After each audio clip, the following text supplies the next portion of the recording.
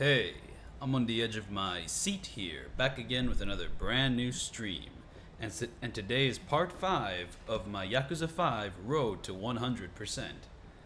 And in my previous stream, I used an N64 controller because my LeBron PS5 controller is not working.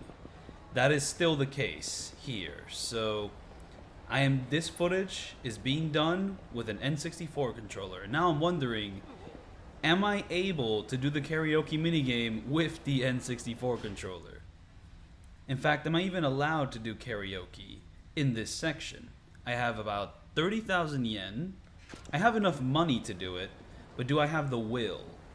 Also, I think one of the random encounters gave me a silver plate, which isn't too much money, but let's try it out. Can I get Karaoke Dragon with the N64 controller? And also, I might as well get into any random encounters just to get a lot of like easy levels for the prison section. Especially until like I get like my triple charge. Oh wait, can I charge this? Nope, I can't charge that move yet, but that move is a fun way to just kind of get enemies flying.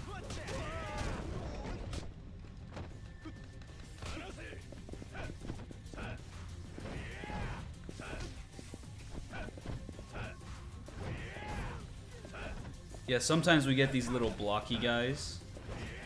And it seems like my charge attacks don't have like guard breaking properties yet. And oh, not this fucking guy. Not Bicycle Man. Actually, let's use the bicycle myself. And thankfully, like the bicycle can actually hit enemies on the ground. I'm pretty sure this was not possible in Yakuza 3 and Yakuza 4, so while this combat can be limited in terms of combo potential, I'm just glad that I can actually hit enemies on the ground with objects. That is fun.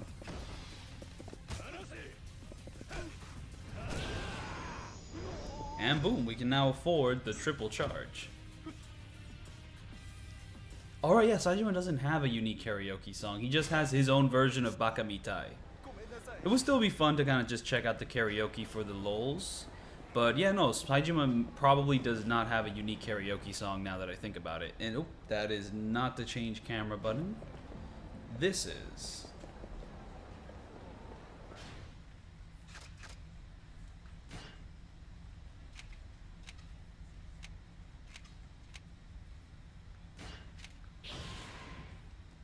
Yeah, where is that triple charge? It's not here yet. Oh, but once I get my next level up, I'll be able to get one upgrade with this, and also maybe one of these upgrades. But yeah, no, with my levels, I'm basically beelining the tech upgrades. Where's that karaoke? I thought it should be close by. Maybe I just skipped it.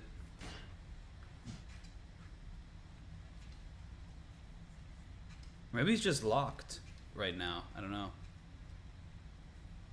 That's the Club Sega. Wait, is it actually locked or is it just on the other side of a map?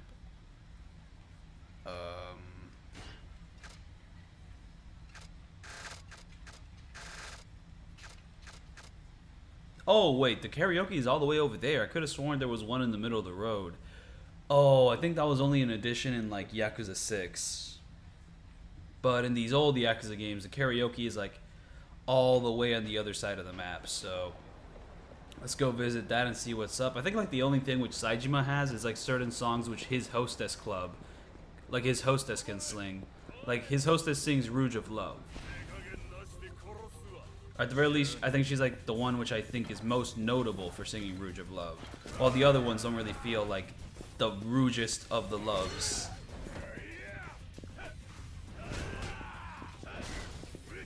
Wait, do I not have like a ground heat action for these guys? I definitely do. I have like the punch. But now, motorcycle. Do I not have a heat action for the motorcycle? That's absurd.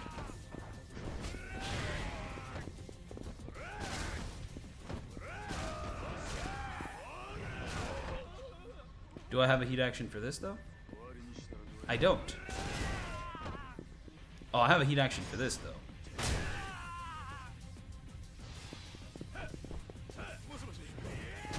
And that guy just tried to call for backup, did not work out.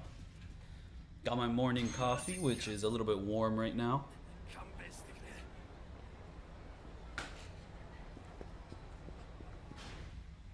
Also, there's like a unique side quest which I can only do here. I'm not even sure if that's true, so I should probably do that side quest. That's like one important thing. Like the side quest is like all the way up there in the top right, the top left corner of the map. So I'll just do that, and I don't think there's like a way to fail that side quest. You can even just show up and beat up a bunch of people. And also it's a nice way to get some early game XP for Saejima.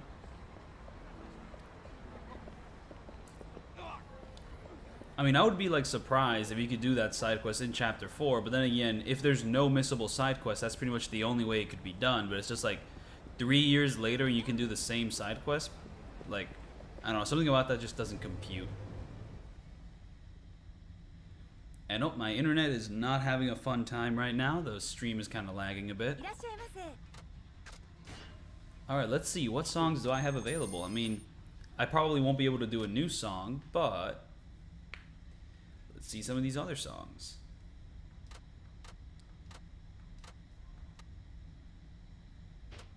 Oh, wait, the karaoke has its own, like, set of controls. Oh, I want to go back.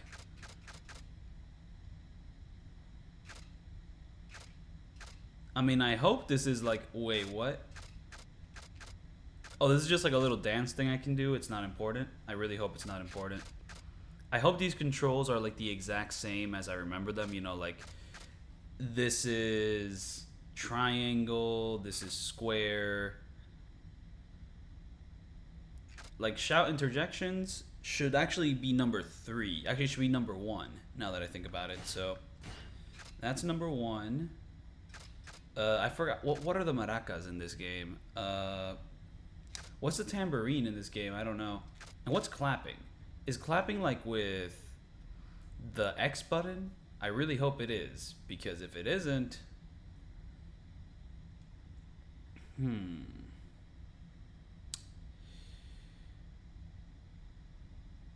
Yeah, I probably agree, like these 2 chapters are probably the worst in the game. I mean, maracas, is that like... Well, I'm just gonna have to try this out and see how it goes. Yeah, Saejima only has 2 songs, one which I've already done, and Rouge of Love, which I want to do with like his hostess. Might as well just give it a go and see how it goes. Casual backup, yeah, let's go casual with it. So there won't be any cool cinematic. I remember that the cinematic for Rouge of Love, like on the original PS3 version, like basically made the game lag hard as fuck.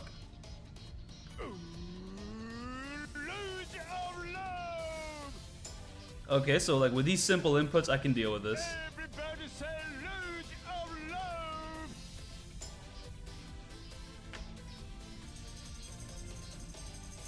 Woo! Akak someru de Luge of Love. Just Saejima in a room all alone.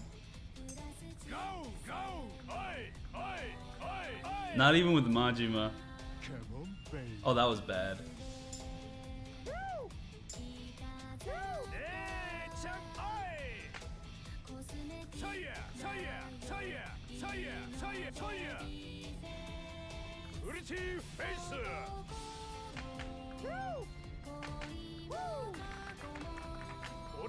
It would be funny if I got the Dragon Master just for doing this song.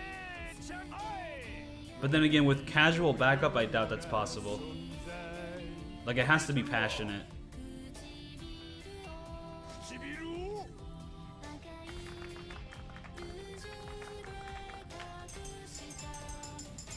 Oh, Luge of Love!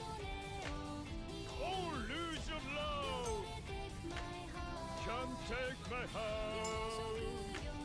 とても自由に。Oh, Luge of Love!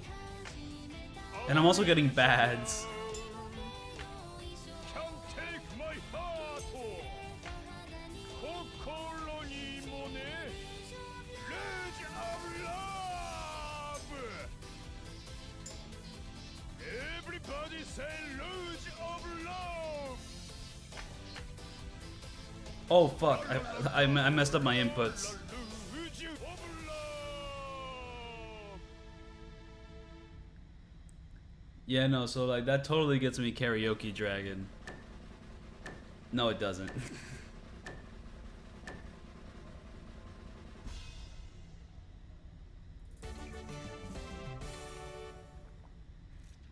Like, I want to get that achievement with, like, the cutscene.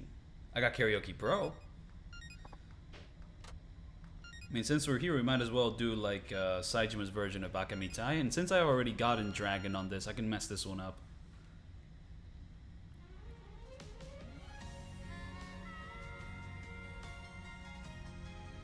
Just doing some... Here, finally, N64 rhythm games.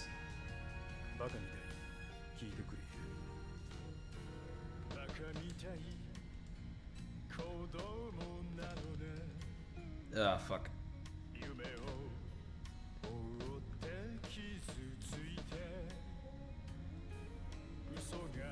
Oh, fuck.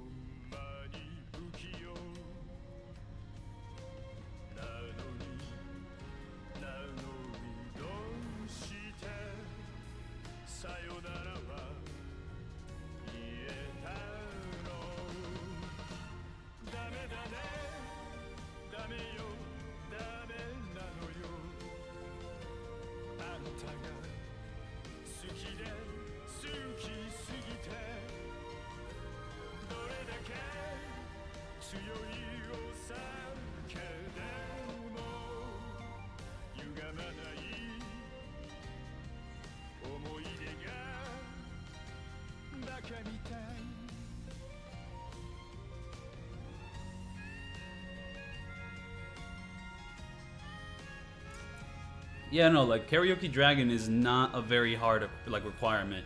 If the game forced me to do 100% on, like, these songs, then this would be a lot more arduous, but since it's only, like, up to 900 points, like, it's not so bad, you know, it just requires me to pay a little bit of attention. Okay, so would I get Karaoke Dragon with my N64 inputs? I missed a couple notes along the way, so...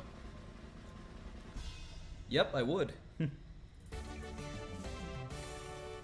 I think I'll be just fine with karaoke with the N64 controller.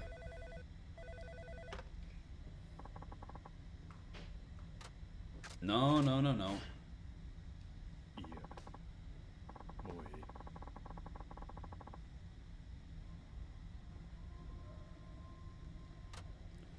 I mean, basically, the reason they changed it is because Saejima doesn't like saying the word I. So he doesn't say it, but Namba, he loves I's. It's his favorite letter. That's the lore reason why they changed the translation. Okay, so let's go do some story stuff. So where do we have to go? Serena? I think we have to go to Serena. So let's see if I can get there by memory. Just explore the city, just because I remember this place very well. Just a classic walk, a bunch of Popo stores. And save points. I should probably save right now, but should I? Would I? I won't. I'll just continue here. I was always a big fan of just how blue Kamurocho looks in Yakuza 3, 4, and 5. I think it's a very nice, pleasant, like, gradient for a nighttime Kamurocho. Like, yeah, it definitely looks different than the versions. Just like the nice blue little look. I like it a lot. But yeah, no, the objective is actually all the way at the last street, so we have to keep walking.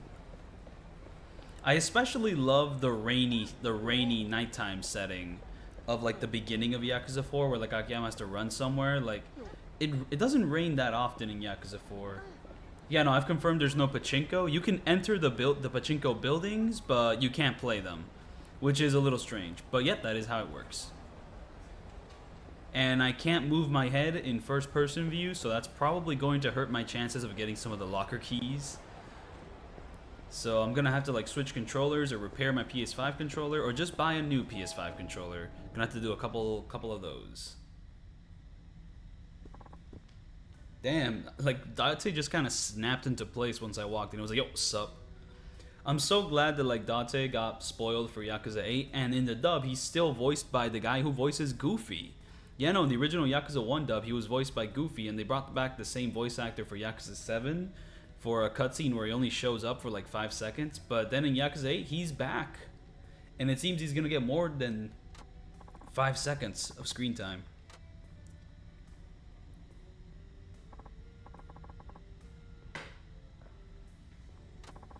It's just weird it didn't bring back the voice actor from the Yakuza 1 for Yakuza 8 when they already did it for Yakuza 7.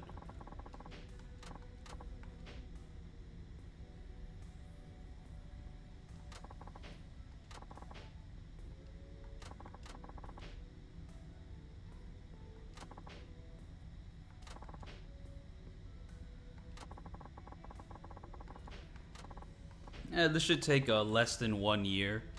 Like, I can say that as a fact, that this 100% will definitely take place less than 1 year. Will take less than 1 year to complete.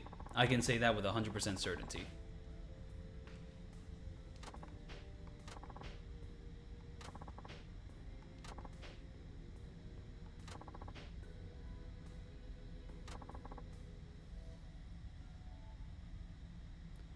Date looks so cooked in every game before 5. What do you mean, dude? The dude was like handsome in Yakuza 1 PS2.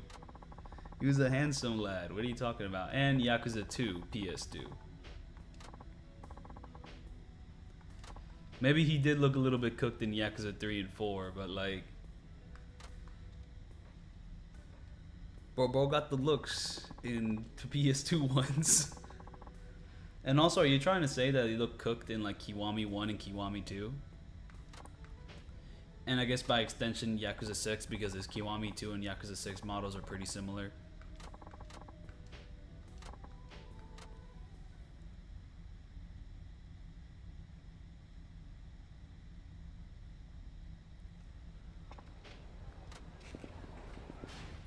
Okay, so the batting center is where like the last fight of this like section will happen, but not the last fight of this chapter, because the rest of this chapter is gonna be in the prison, and it's gonna be very tedious and dumb and stupid. But since the side quest I have to go to is also like right upstairs, I might as well just walk over there, and I will also be making my way to Saejima's section.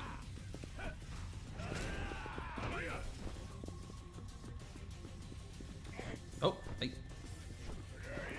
But yeah, no, I'm just reminded of that one change Kiwami 2 made to like one of the cutscenes where like Kiryu, Date, and like Kaoru are like talking about some mystery, and in the original Yakuza 2, they're like talking like right next to like the ocean or river or something along those lines.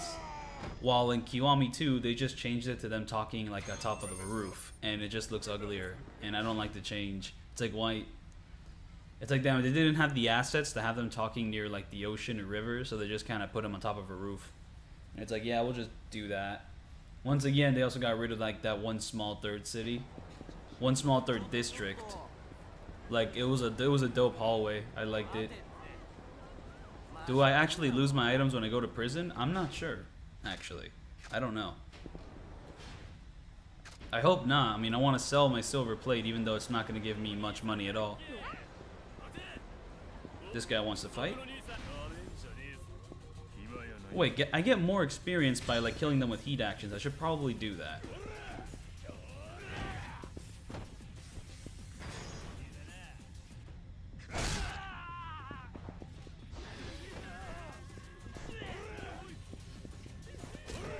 I love how you can just like instantly kill an enemy just by like tackling them with Saejima if they're like scared and on the ground. I think that's dope. Oh wait, damn, we actually lose our items? So this silver plate doesn't mean shit. Like, we also lose all our money.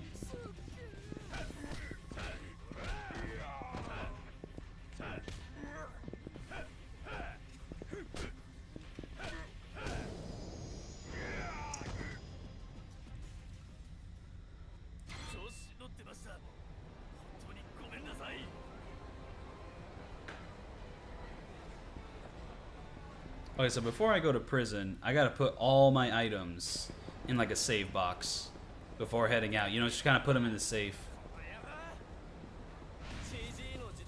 But yeah, no, this 100% is going to last a very long time if I keep wasting time here. I gotta get a little bit more speed runny with it. Like, what's the fastest speedrun for getting 100% in Yakuza 5? Like 11 hours or something? I actually don't know. Oh, we got a tackle. Damn, I wanted to... That guy just fucking stood up. He didn't even, like... That guy just fucking stood up. Holy shit.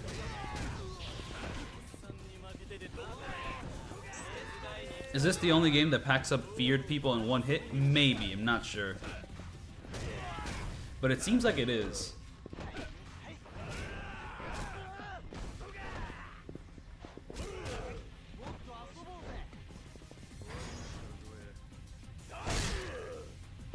Okay, so you get your items back once you escape from prison, even if you don't put them in the item box. I'm assuming... Yep. Oh, damn.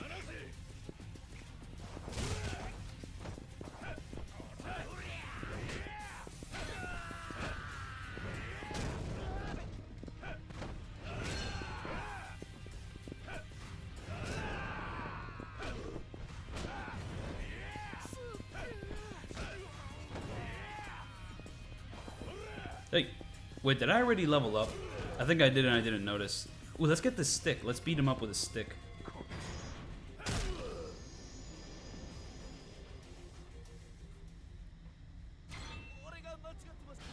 Yep, I can upgrade myself now.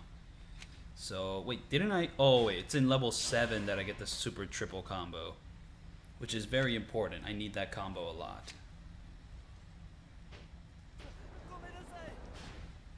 I need that combo more than a lot. But I could have sworn there were 2 side quests in this area before heading off. Is there only the one? It might only be the one.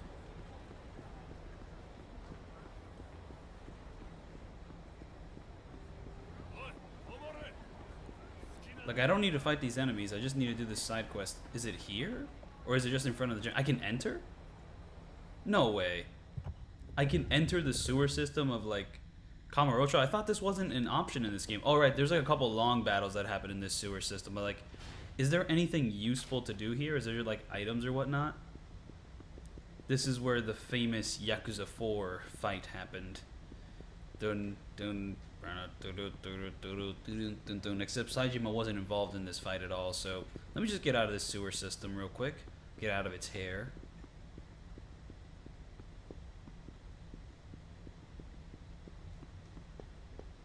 I like the ambience of this place.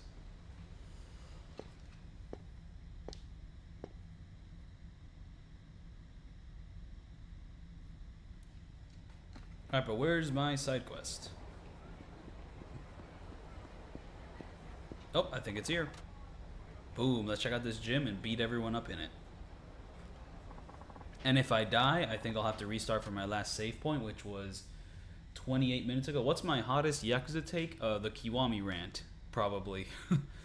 It's a hot take, which is still hot to this day. However, it's also hot the way I be burning people's ears, the way I'm breaking red with my audio levels. Oh, okay, so sewers is connected to the Coliseum, and also for Purgatory, I assume. So, that's that.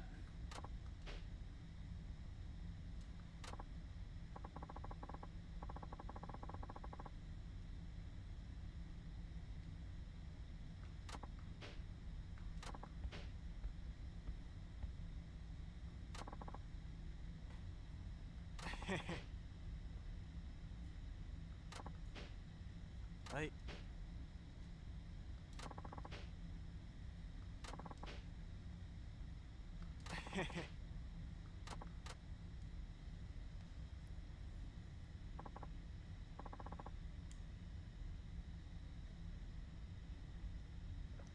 I guess, like, yeah, no, hottest Yakuza take is that I like the original Yakuza 2 over Kiwami 2. Like, that's just a hot take, which, once again, still is controversial to this day. I don't think it's ever going to stop being controversial. There's always going to be arguments about it from both sides. Since when have I been a fan of this series? Maybe since 2016. Basically, like, I saw the Hyperbit video, the Hyperbit Hero video, and that inspired me to try out the games. And I bought Yakuza 4. That was my first Yakuza. I played halfway through it. Then I went back and emulated Yakuza 1 and 2 when I realized how easy emulation was. Then I beat 3 because I already beat 1 and 2, and then I returned and beat like the second half of Yakuza 4, and then I pretty much continued on to play every single game in the series. And by the time I was done with 5, Yakuza 0 was going to release in English in about like a month or two. So yeah, no, that's pretty much my experience with Yakuza. So like 2016, 2017, something along those lines. So yeah, no, I've pretty much been a fan of this series around either like 6 or 7 years.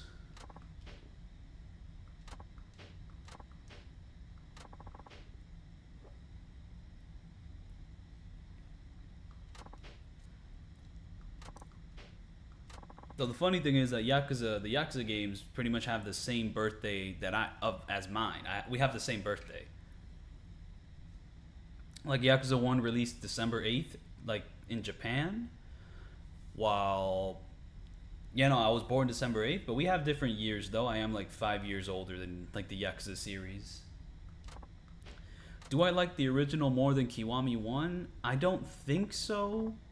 But there is a lot to appreciate about the original game. But then again, with like the original PS2 version, you kind of have like that shifty English dub, and also the lock-on's a bit sloppy. But like, there's a lot of things I really appreciate about the original. I probably like its atmosphere better, and also its combat encounters are just like better designed for the combat system that it has. Well, with Kiwami 1, yes, I do like the combat in Kiwami 1 like much better, but like a lot of its combat encounters just feel like so slapdash and like just badly put together. Like there's so many shitty encounters. So like even with like the better combat system, it's just like there's just certain encounters that just kind of suck. But I think overall I do like Kiwami 1 better. And also, music. Music is definitely a lot better in Yakuza 1, even though Kiwami 1 does have a few good tracks, which I really like.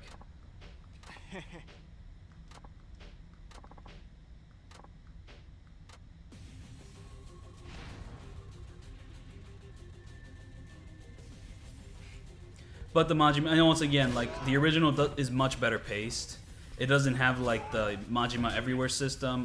The Dragon style isn't like locked behind, like this huge grind. Like in the original game, like the Dragon style was like the only combat style in the game, which meant it just played normally. While in like Kiwami 1, unless you like grind this side quest out, it's always gonna be useless. So like I do not like that at all. And yeah, like all the boss fights being reused movesets in Kiwami 1 is a huge shame. It's kind of like the game which started that whole fiasco. Even though like Yakuza 0 had like 2 or 3 fights that were like reusing movesets, like Kiwami 1 just making basically all its fights reuse movesets was like a huge bummer. Like I was hoping like they would like update the original fights with like original movesets that like kind of gave them personality, but it was more like, oh, I'm fighting Shimano again. No, oh, I'm fighting Mr. Shakedown again. Oh, I'm fighting Joji Kazuma again. Oh, like so on and so forth.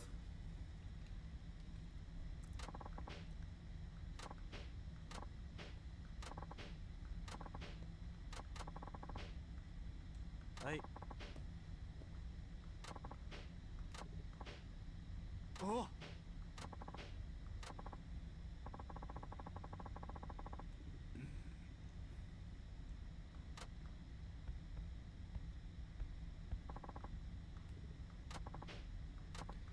And also like the missing details in certain cutscenes, like when you meet up with the tattoo master, and in the original game, like he has all the posters up on the wall, while in Kiwami 1 it's like a really empty room. And also the way they like ruined that one side quest, which like looks really beautiful in the original game because there's like a full cutscene, but in Kiwami 1 it's just like the stilted in-game like animation cutscenes. Just kind of ruins the atmosphere of that section.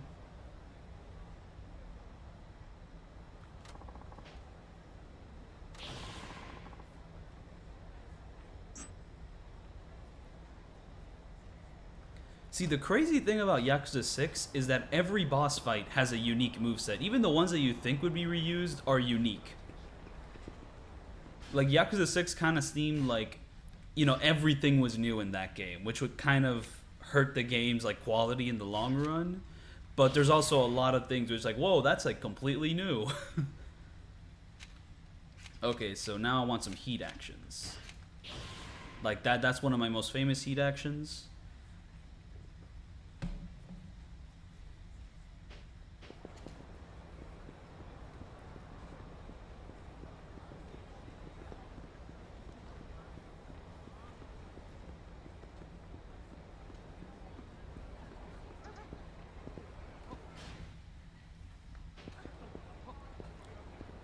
I really need a heal up, and since like these items aren't going to be coming with me to prison, I might as well use them now. It's just that like Yakuza 6 combat system is not my favorite to say the least. So yeah, it's a bunch of unique boss fights with a combat system I wasn't huge on.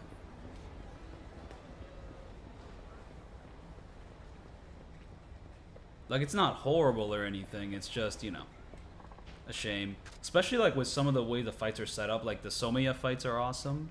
Like, love the setting of those fights, and he has a great theme, both themes. So yeah, let's just put these items away and let's go do this fight before we leave Kamurocho. It only took me 35 minutes to deal with all this. Also, let's save the game while we're at it.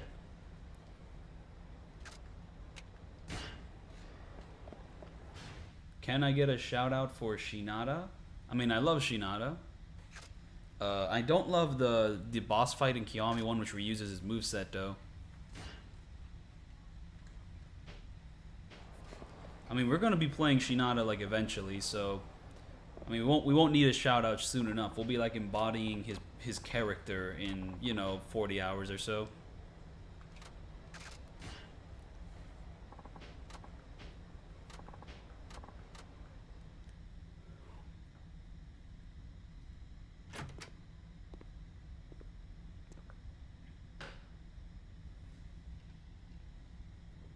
And here's the sad cutscene where Majima can't hit a baseball straight on.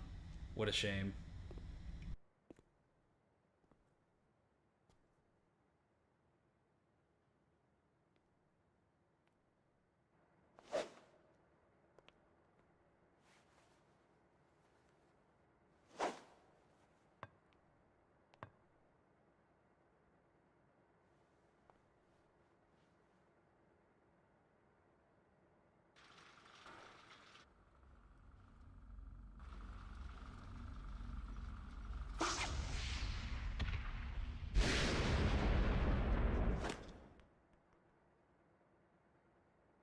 He's so old and sad. He can't hit the baseball straight on.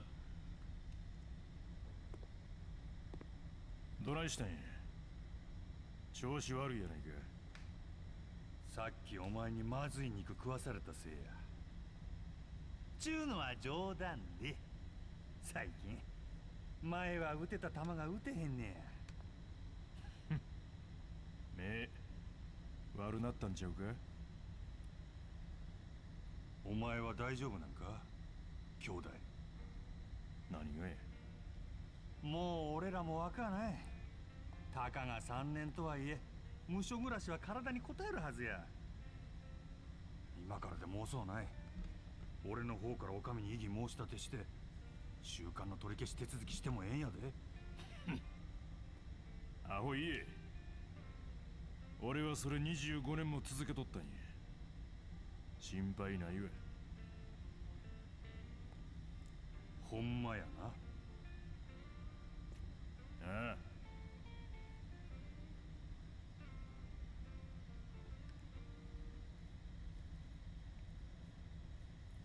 Bro thinks he's Ichiban.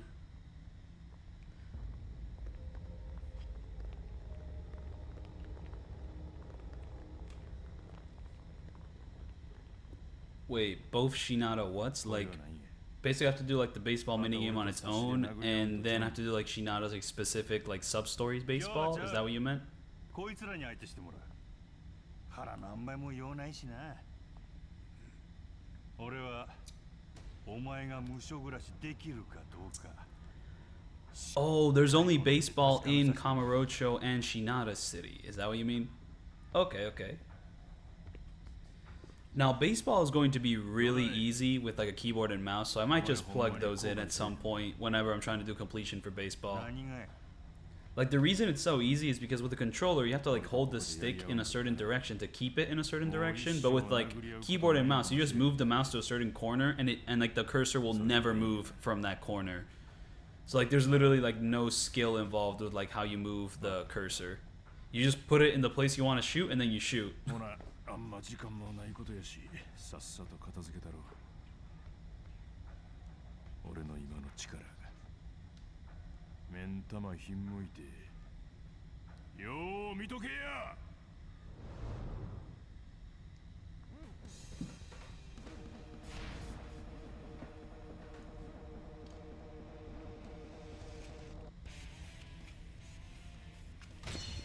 Saejima can grab an enemy by the leg. Hey, come on, let me grab him then. Ow. Asshole. I'm trying to grab enemies by the legs here. Damn, this legend difficulty does not fuck around. It's honestly a good thing that, like, I got another save file just because, like, what if I die? That would suck. Oh yeah, I forgot there's like a certain move where if you have heat, you can just like grab the opponent while you're charging into them, but I'm not sure if like I need to unlock a body thing or a tech thing to gain access to that move. But hey, it seems like tackling enemies just deals enough damage. And I do not have the invincibility mode, but in order to get the invincibility mode, I basically need to upgrade something in my soul, I assume.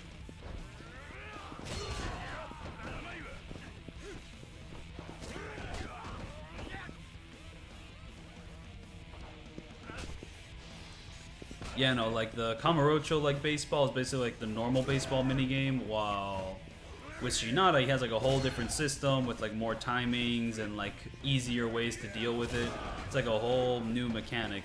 And also the way Shinada plays baseball is basically like the baseball minigame in Yakuza 6 to a certain extent. They kind of just copied it because it's like the more intricate like baseball minigame. So yeah. Oh, look at this guy with his fucking fancy dodges. Where did he copy that from? Can these enemies just become really scared already? I guess not. There's like, only the tough guys are left. So, they're not scared at all. Ooh! Golden baseball. Golden baseball bat. I want it. Give it to me. The golden bat.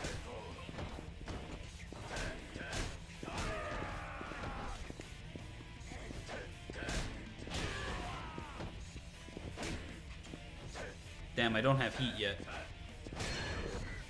But now I have heat.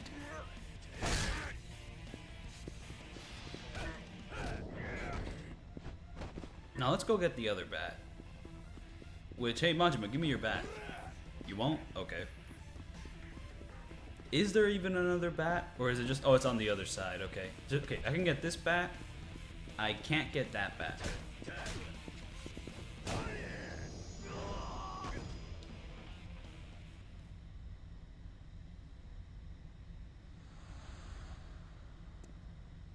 兄弟これやったら無所暮らしも問題ないやろそんなん初めっから分かっとるわ兄弟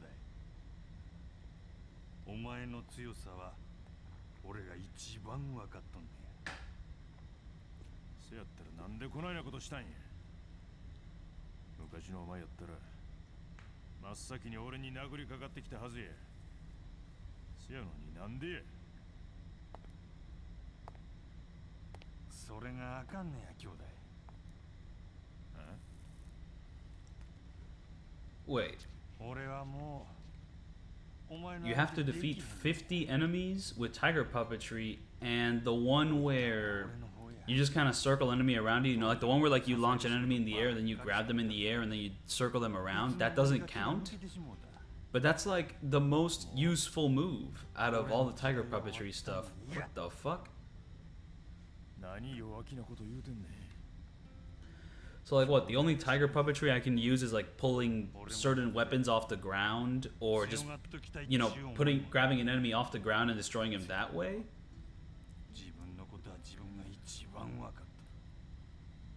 Wait, I don't get it.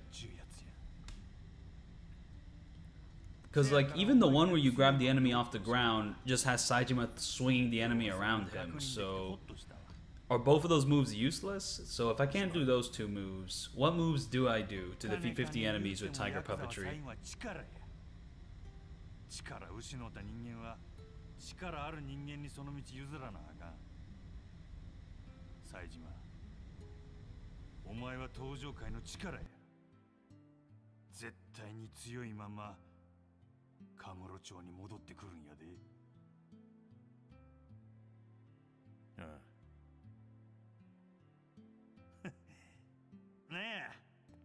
どっちが見送りしとんのかわからんわ。ほんまえ。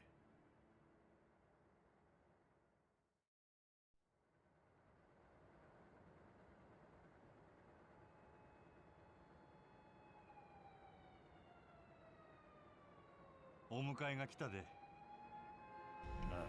Ooh, this cutscene is like at 30 FPS. I assume because...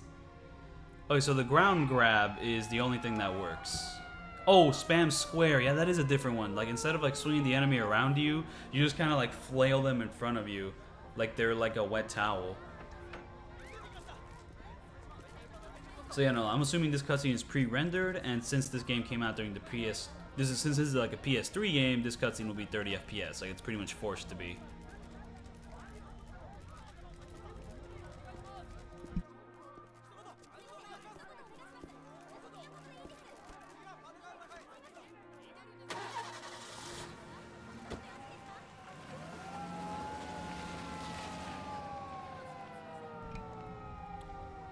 But yeah, no, I have a complicated relationship with Scott Pilgrim, as in it's not complicated at all. I saw the movie around like 2012, then, 10 to 20 years later or so, or whatever's going on here, I saw the new Netflix series, and I was just kind of like, wow, that's really different. Let me go read the comic book. And then I read the comic book. I actually finished yesterday. Really liked it, and also I bought the video game beforehand. However, the thing with the video game is that I would try stage 1, and then I would die, and I would have to like repeat 15 to 20 minutes of gameplay, and then I would drop the game. I've done that like 3 times. But now, after reading the comic book and having seen the Netflix series, I'm probably just going to rewatch the movie, which I only saw 10 years ago, and then after that, I might try to play the game or rewatch the Netflix series, and then I may attempt a no damage of the boss fights in Scott Pilgrim. Anyways, here's our prison cast. Every character gets their own side story, and every side story just kind of has their own little supporting characters. I like these dudes. They're cool. Though I think I like the taxi dudes better, or rather, I definitely like the taxi guys.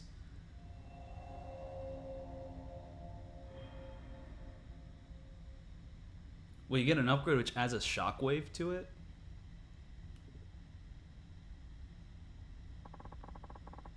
Oh, you have to kill the enemies with like the grab move. Oh, that does seem painful. So I've never seen 500 Days of Summer or Nights of Summer. That is a movie I still have to see. Yeah, like what's annoying about these prison sections is that... Yeah, let me check my completion list. Oh yeah, also my abilities. Let's get some upgrades. I want invulnerability. Give me invulnerability. You'll be less likely to recoil from enemy attacks while in heat mode. That's what I want. Taunting. I guess while I'm here, I might as well just get another heat action. Boom. Boost the heat gauge's maximum value. Definitely need that ability. Like, Saejima has like an unfairly huge health bar in this game. Frankly, he probably had one in Yakuza 4 as well. But like this game, it's like even more absurd, considering you can also get double health bars by a certain point. Hello, friend. Wait, can I get the karaoke achievement during like the dream sequence, which this game forces you through? That would be really funny if I could just get like, I could just do my completion list without ever like meeting the hostess. I mean, mind you, I'm gonna have to meet the hostess to do all the hostess stuff. 昔18人相手に一人でシャバで有名だった。あ、そうそう。何がえ？仮釈放っすよ。もうそんなもん。確か親分ならそろそろ。そうまあここの副所長。まあお互いケーキ。あ、そういえば。ババ？やだ。同部屋の。ああ。ババちゃんな、俺が相談なろうか。同業？まあ、ババはどこ？さあ。あ、大島さんなら知ってるんじゃないですか。あの人運動時間中。Oh yeah, no, like Shinada basically has like my favorite story in Yakuza 5. Really love Shinada, and also he has a great cast as well. I don't know, I kind of like Baba, even though he's a little flip-floppy. And also, like, his final encounter is set up kind of weird. Anyways, I'm going to take a short break. I'll be right back.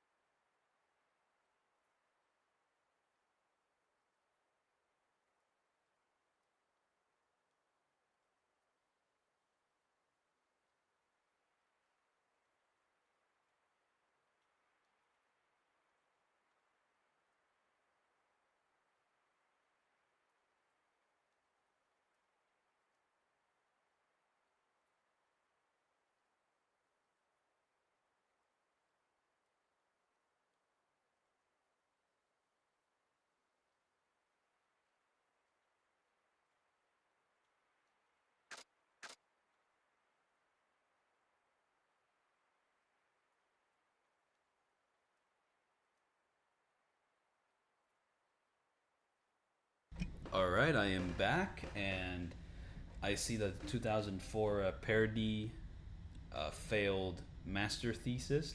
That's sad. That's pretty fucked up. So, like, you're pursuing like a master's course in college. I mean, damn, better luck on the next master thesis, though. Aren't those usually like 50 or 60 pages? Like, oh fuck. I mean, then again, master theses can take on like many different things. If you're following like a film career, a master thesis could just be a film that like represents pretty much the thesis of everything you've been studying or like pursuing. But then again, failing a film now, oh fuck, that is another, that's like another level. I don't know, it's just like with judging like a master thesis film, it's like, usually with these artistic things, you don't fail so much as, did you make it? If you made it and it exists, congratulations, you passed. However, if it's bad, we're just going to criticize the shit out of it. But you'll still pass because you made it. And, you know, you put effort into it. At least that's the way I understand it. I don't know how you can fail a film if you make the film. If you don't make anything, or if it's like half finished or doesn't have like a good sound check, then yeah, then you'll fail.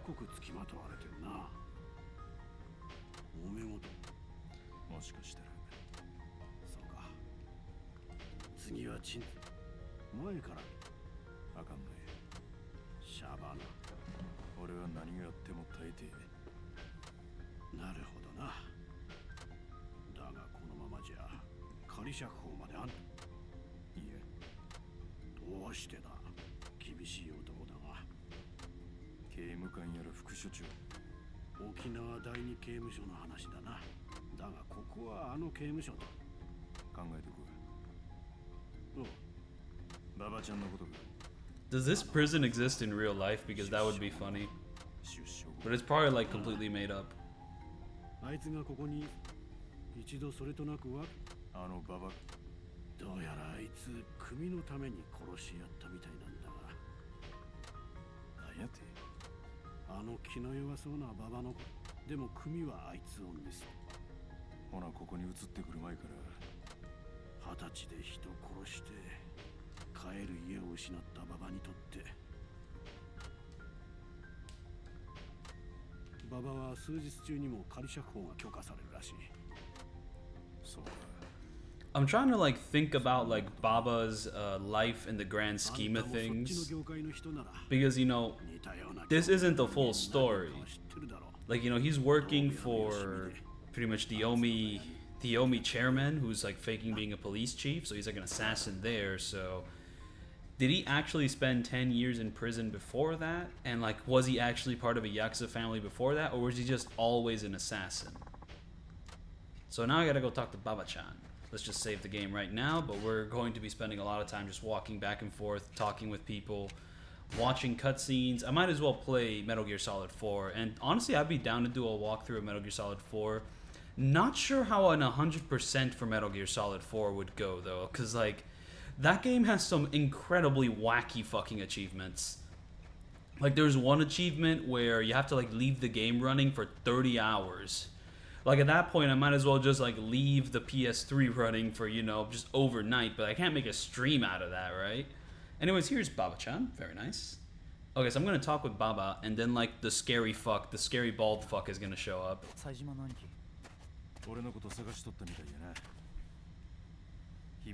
There's, like, certain achievements in Metal Gear Solid 4 where it's, like...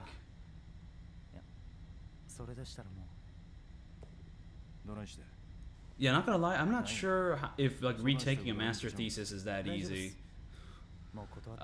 I mean, I've only really gotten my bachelor's. I haven't done a master's yet. I'm not even sure if I plan on doing a master's, because I plan on like making films and just going to the film industry, so not sure how useful a master's would be. But if I do go for a master's, I'll probably go for a more specific college than the one I went to, because I think the one college I went to was maybe a little bit too broad in terms of arts and all that, when I'm more of a film person.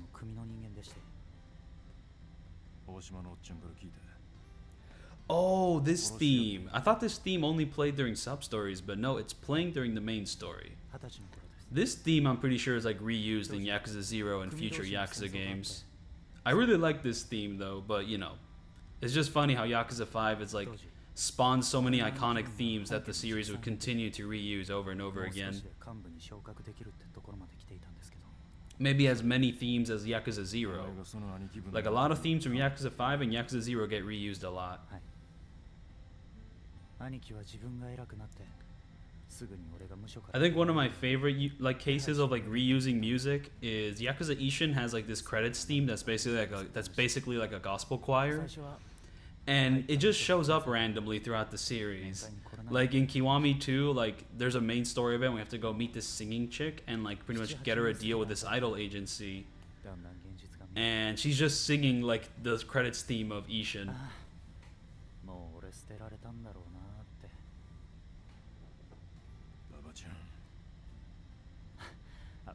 すいません、新規臭い話しちゃって。でももういいんです。吹っ切れました。理由がどうあれ、俺は人を殺した。だから報いを受けるのは当然なんです。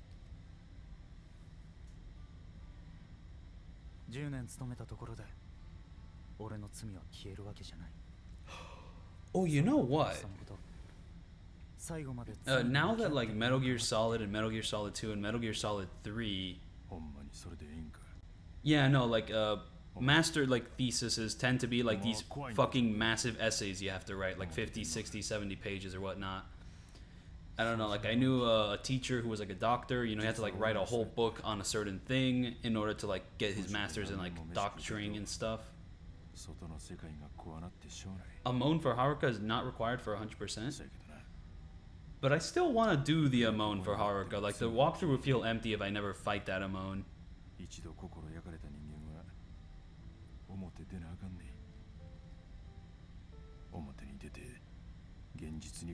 Not gonna lie, I have not been paying attention to this cutscene much. I got distracted.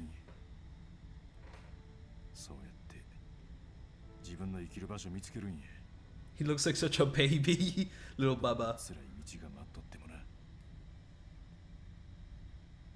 And then actually the torture guy does not show up in this cutscene. I guess he just shows up in a cutscene that's not even important. Or not, I don't know. Yep, he shows up in a cutscene that's not even important. Or rather, his friends show up in a cutscene that's not important.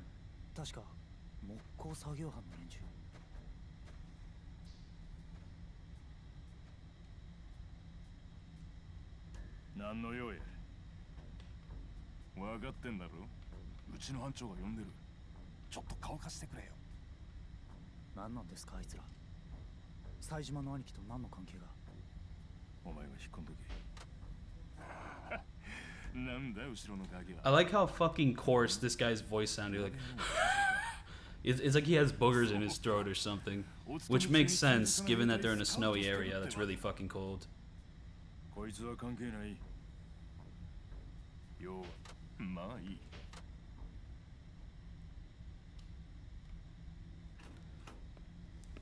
I definitely have an interest in pursuing voice acting, but I've never actually like practiced, so I'm not very good aside from being able to scream loud as fuck out of context. I could do like a decent impersonation of the Tom and Jerry scream, so hopefully that's enough to get people to hire me.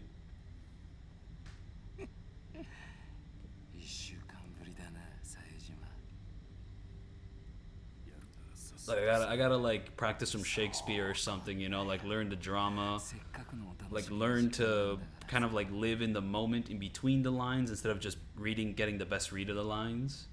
You basically have to like kind of do both is the thing.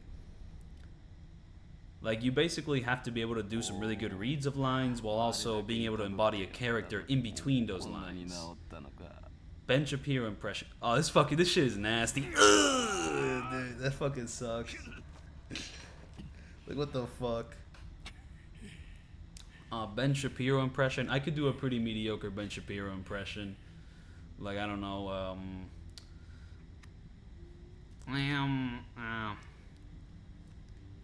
Facts don't care about your feelings. We Yakuza. You fucking Yakuza. I don't know. I can't do a good Ben Shapiro. I've never done a good Ben Shapiro. I think. Oh shit! Then I'm just gonna beat the fuck out of him with a lead pipe.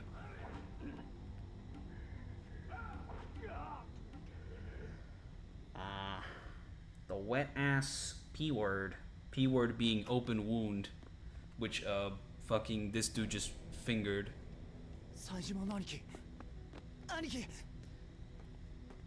You know, people get fucked up in Yakuza 5. But then again, this also continues because people get fucked up in Yakuza 0.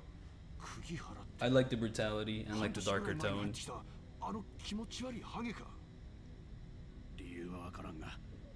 3ヶ月くらい前から冴島は国原のグループに狙われていた。週に1度か2度運動時間中に呼び出され継続的に暴行を受けている。大島のやさん、あんた前からそのこと知ってたんですか？一度冴島が鎮痛剤が欲しいと言ってきてな。理由を聞いたんだ。なんで黙ってたんすか？ I mean, to be fair, this is a cutscene, so they don't have to incorporate a moveset yet. It would be funny that if during a cutscene they just use like the pipe kuze animations for like the hit. 無駄だ。そんなことしたら俺らまで国原に狙われるだけだ。それに冴島は自らの意志で無抵抗を貫いているんだ。こいつがその気になればあの程度の連中相手には。 Yeah, no, like this fucking prison guy is such a goofy character.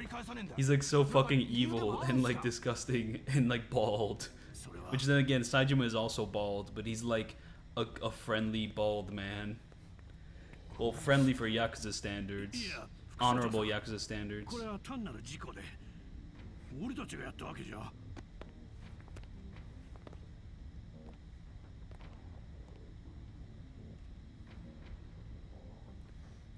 Yeah, no, Yakuza games in release order is fun. I mean, Yakuza 5 pacing is pretty fucked, especially Saejima's section. Just like, this is the worst pacing in the game. And some of the worst pacing in the series. Ugh! Well, he got fucking gutted. 副所長、ちょっとこれはないんじゃないですか。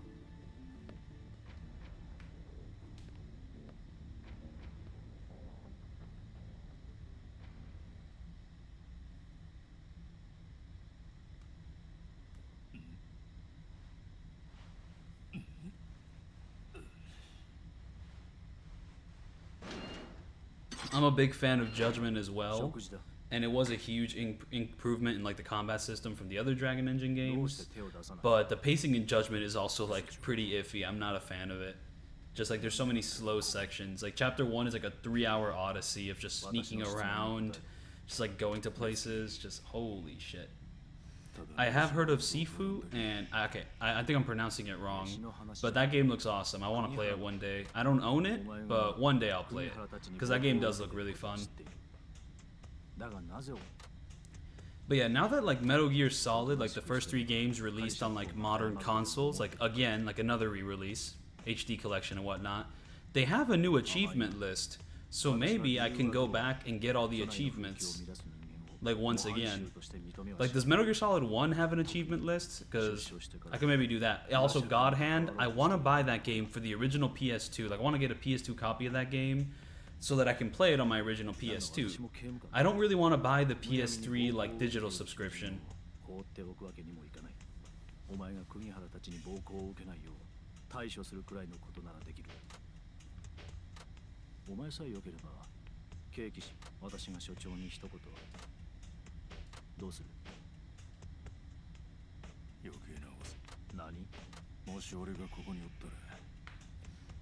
Don't even try doing Metal Gear Solid 2 VR missions. Listen, if I can like platinum Metal Gear Solid 2 on the PS Vita, I can do it on the PS5. But yeah, those VR missions are a fucking pain in the ass. But yeah, that's what I'm saying though. With God Hand, like the PS2 copies are absurdly expensive, but I really want one, just so I can play it in like its original format. Because I can also like record it.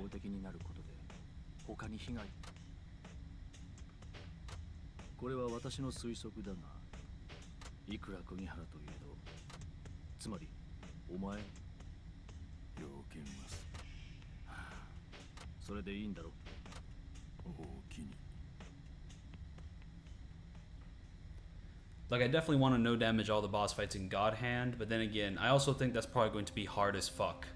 because God Hand seems like a pretty difficult game, and it has a pretty intricate combat system to get used to. But it also looks like a lot of fun. Also, playing God Hand on the hardest difficulty is going to be tough because the game has like an adaptive difficulty, so it might be a case of I have to do the entire level perfectly in order to fight the boss fight at like the hardest level, because you know, once you get hit or something, like the difficulty goes down. そ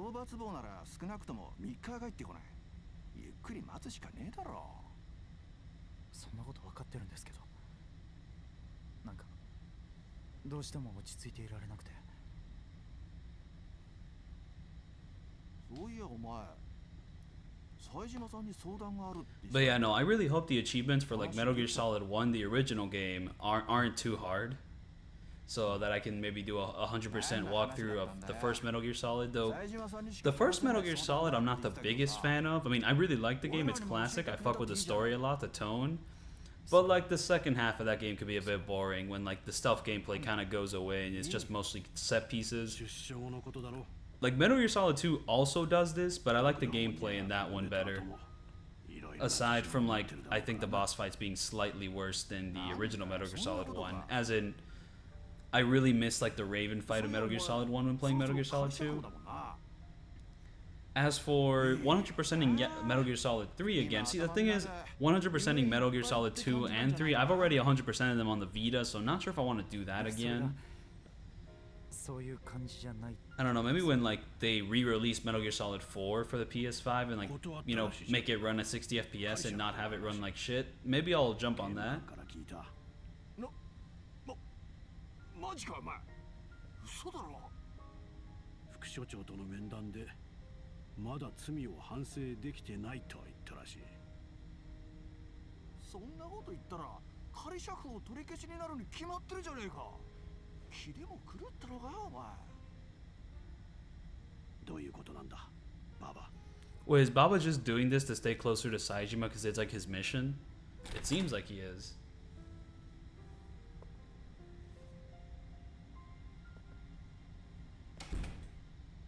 Saejima no aniki.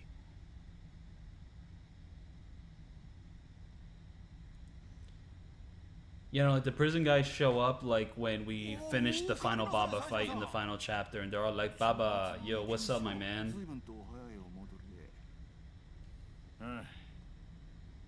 ようわかる。副所長。署内のもの。さあな。まあこうあんたがシャバの大物ということを知って。しかしや、そんな薬剤。ババちゃん。明日にでもまだ正式に改めて反省の色をし。ああ、こんなバカほっといて。あ、もっとこう。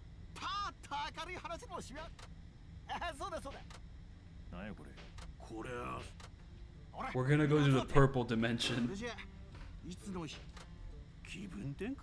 And in this purple dimension, on PS3 it ran pretty badly. It like chugged quite a bit. At least I remember it chugging quite a bit.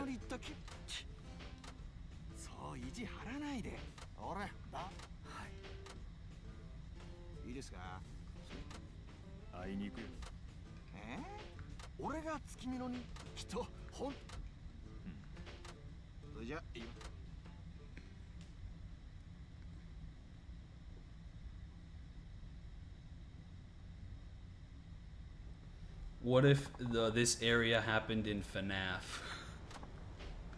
This is like the FNAF. What the fuck? He's so white.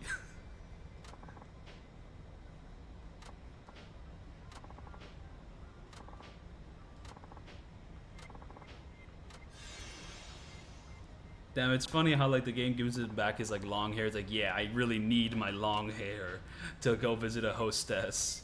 Really need to have like my fucking escaping from prison garb to go visit the hostess club. Oh, it's right here? Or is this just where we get information for the hostess? Yeah, give me some info. I'm good. I'm good with the info. Oh, I had to check my map. Yeah, no, fucking, we got Casper helping us out. Okay, so in this map, we gotta cross the street around here. Oh, damn, the draw distance is a little fucked up with the way they got things going on. I got things spawning right in front of me.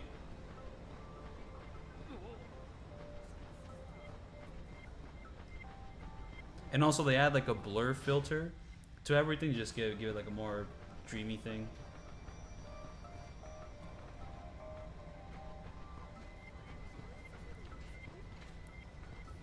I mean, I'm basically used to the controls in Metal Gear Solid 2 and 3. I'm actually a big fan of them. But, you know, it is really hard to get used to them if it's like your first time playing.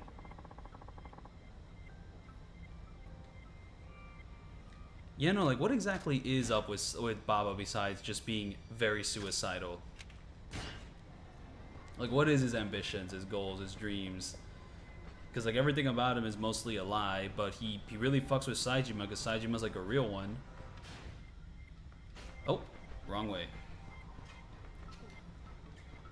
Like, the first time I ever tried to play Metal Gear Solid 2 or 3, like, I was so fucking confused on how to play the game. I straight up did not like the game at first. But that was, like, what, in 2012, when, like, the HD collection for the Xbox 360 released. I played it on Xbox 360, so I did not have access to, like, the first game at that point. But yeah, like, I think at first I tried the second game, and I was so fucking confused on how to play it. Then I tried the third game, which was a little bit easier, because I could, like, control the camera, but I was still confused about the camo system, and I couldn't get past the first level. But after a certain while, like, little by little, I started to, like, get used to the game, and then, like, I knew how to play it, and I had a fun time.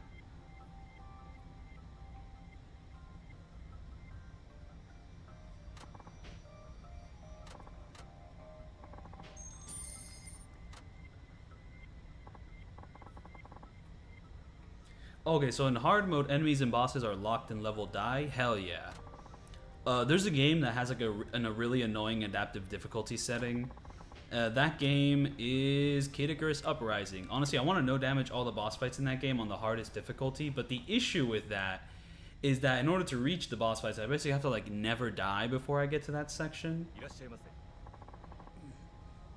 I mean, like, Splinter Cell has a more standardized control scheme, I think. I mean, like, some of those early games have some fun stuff with, like, noise levels and shadows, but, like, Metal Gear Solid has, like, a bit more finicky stuff going on.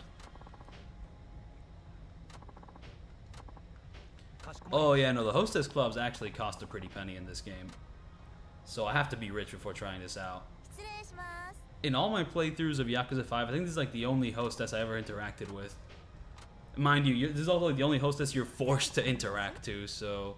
Like, there's no other Hostess which, like, you encounter in the main story besides this one. I mean, hey, I got the money for it. Champagne.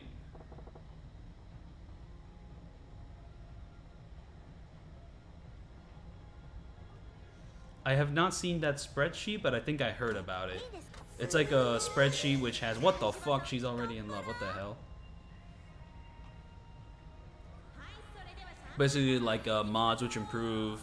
like textures or like slight combat issues which happened because they ported the game, stuff like that. I definitely like the concept of that spreadsheet, but I've not checked it out myself. Considering that like the remasters kind of fuck up the dodges. Finally, I can move the camera because like the one stick controls everything. But if I couldn't, then it really wouldn't change much. Oh, fuck. What buttons are these? I know what buttons are these. What brings work? Yeah, I got work.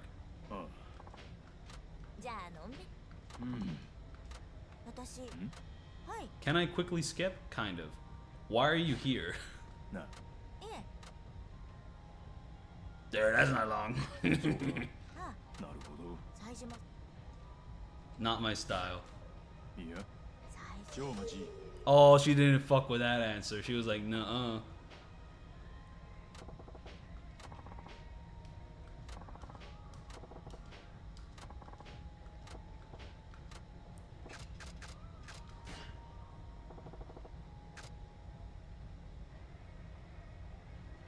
Damn, this date won't count. Mind you, there's like 5 Hostess clubs for pretty much each character except for Haruka because she's not old enough.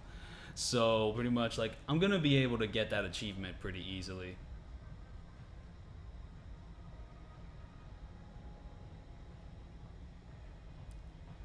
Do people in real life hire hostesses? I mean, people in real life hire escorts, so I'm pretty sure hostesses are still a thing. I mean, I don't know what the Hostess Club culture is like in Japan, but it seems like it still exists. I mean, they're still being included in Yakuza. Not sure if like public reception has gotten better or worse for the clubs in Japan, but they definitely have to exist. 冴島さん、あいや、ほんなら私は You're a country girl. そう Oh yeah, I forgot. This chick has a huge forehead. This is not derogatory, by the way. I say this is a positive trait, but she has a fucking massive forehead. Bullcrap. おいおい あ Now, will she take that positive? What the fuck? She took it positively, but I said bullcrap. That's a bad word. That's boring. ーその Oh, she didn't fuck with that answer though. Wait, here we go. Cause folks understand it, or that a problem? Okay, what if we go with the neutral answer? あああ、そ You try intimidating it, imitating it, or don't imitate people. You try ほん imitating な it. らなんで Oh, she fucked with that. She likes imitation. Okay. Be sure to try lots of things. Do something, do nothing. Here we go. Let's choose a subject to talk about.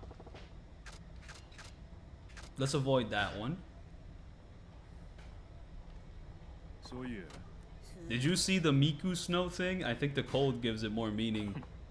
え な Yeah, she really fucked with the Miku snow statue. Yeah, there's a Miku snow statue in this game.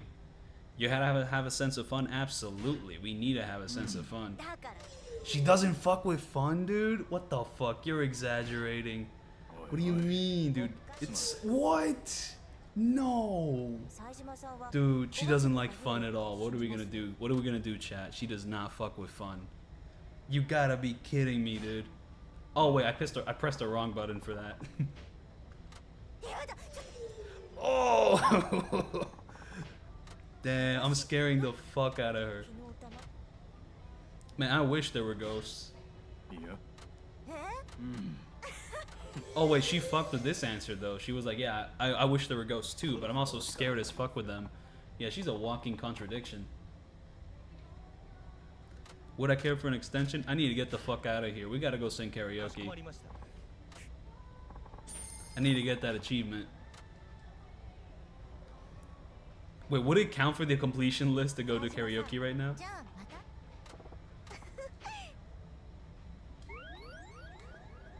Boom! Affection at E level, dude. Fuck yeah. I love the letter E.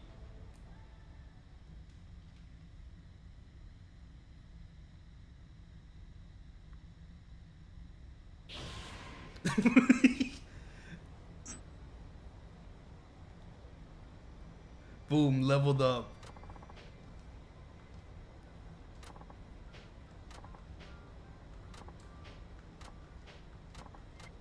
Alright, I really hope I don't fuck up this song. I mean, I'm gonna have to play with my N64 controller. Come on, Karaoke Dragon. Karaoke Dragon. I mean, I didn't... There's no convenient save to, like, retry this, but if I fail, I'll just return and do it myself. Wait, but in order to do that, I would actually have to go to the Hostess Club in real life and actually pay real money.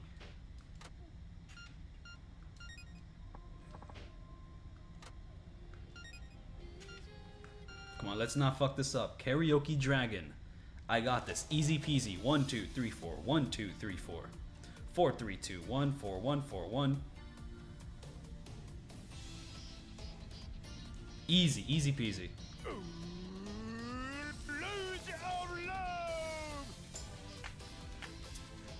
Oh fuck. No, I already fucked up.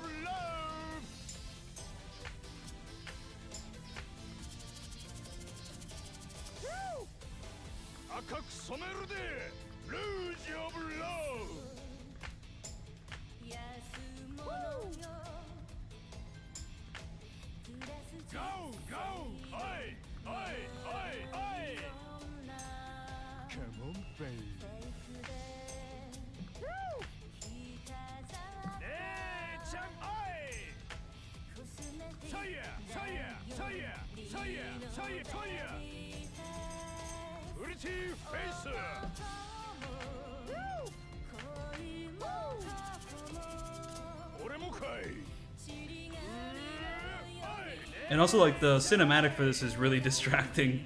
I mean, on PS3 it was because it was like really low frame rate, so it would like fuck with my eyeballs. I'm playing this on an N64 controller.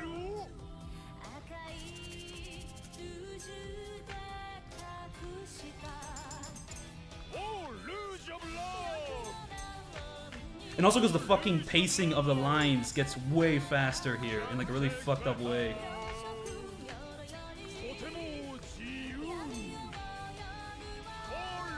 Oh, this is not gonna be a karaoke dragon. Oh, fuck.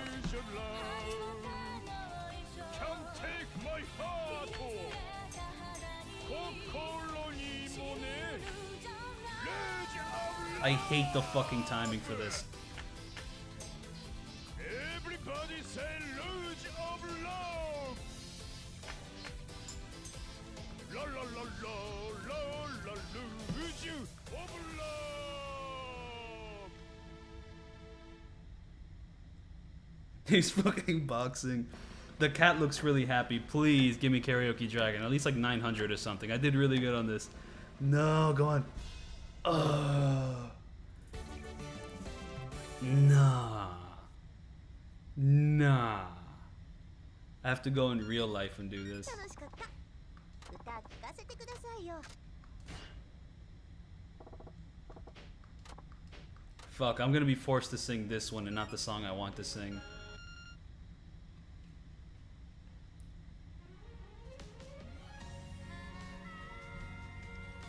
What if I just press the Steam Deck buttons? I should have just done that for Rouge of Love since I'm more used to the Steam Deck buttons anyways. It's never been more over than now.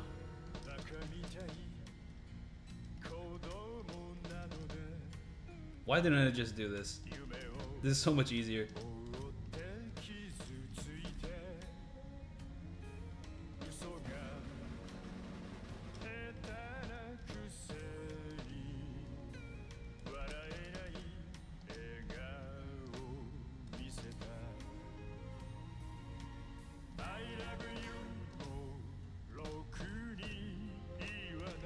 I'm getting bads.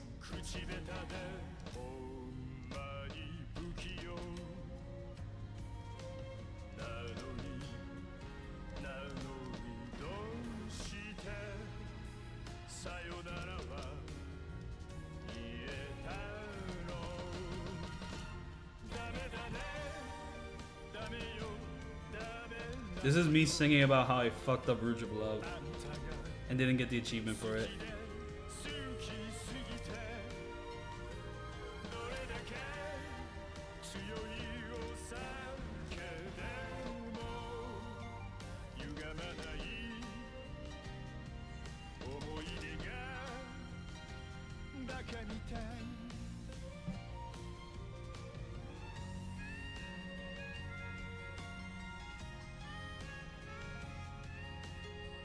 Am I planning to get it in this stream, the Rouge of Love? Well, if I reach the city and get to sing again, then yes, but then again, reaching the city might take a while considering the fact that I do chapter 1, 2, 3, get past that, and then get to chapter 4, so I probably won't get to it in this stream, but I gotta get Rouge of Love, and also it would suck to, you know, get to Rouge of Love and not have the cinematic play, like it's just like, what the fuck are we even doing here? You know, like, what's the point? ずっと聞いていたいくらい。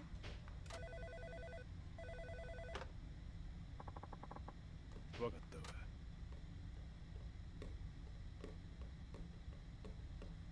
ありがとうございました。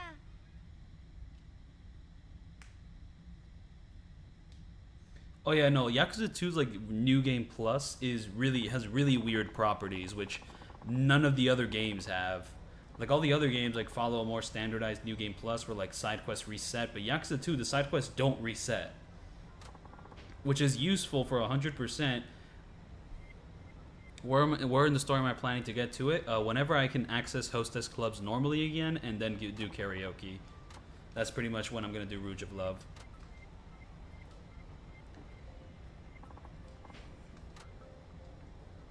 Oh man, I'm fucking hungry. I mean, if I'm really salty, I could just reload a save and just go through all the Hostess stuff again just to get the karaoke. I mean, shit. Honestly, I am pretty salty about this. I kind of want to do that. I'm gonna do it. I'm gonna do it. I'm gonna reload a save. I'm gonna redo all that shit just so I can get Rouge of Love and like Karaoke Dragon. I'm not fucking paying for a hostess just to do the karaoke minigame. Ah! I'm doing it.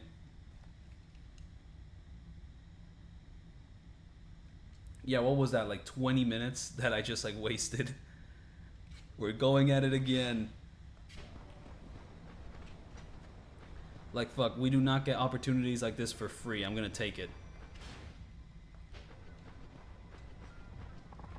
But now let's actually rush through everything instead of just pressing the not rush through button.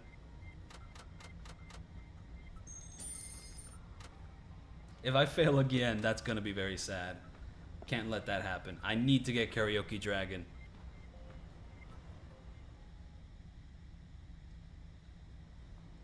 Replaying a portion of the prison segment. I like how fucking Casper still has his Casper colors when I just show up here. Yeah, I gotta skip all the dialogue. Wait, can I press a pause screen and skip the dialogue that way? That would be funny. Like skipping a cutscene. Aw, it's not. I don't think that's an option. Unless I press another button. I can return to title this way, but that's not exactly what I want. Can I skip the cutscene for the champagne shower, though? Yes, I... No, I can't? No. I can't skip this cutscene.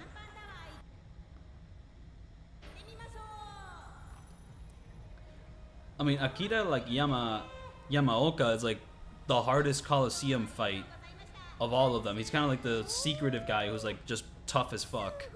Not sure if Yakuza 1 or Yakuza 2 introduced him, like, but he's definitely in Yakuza 2, and, like, reaching him is a pain in the ass, because you need to unlock basically every single heat action in the game, aside from, like, the Amon one. So yeah, no, skip. Nah. Skip. She fucks with a nah. Impressive.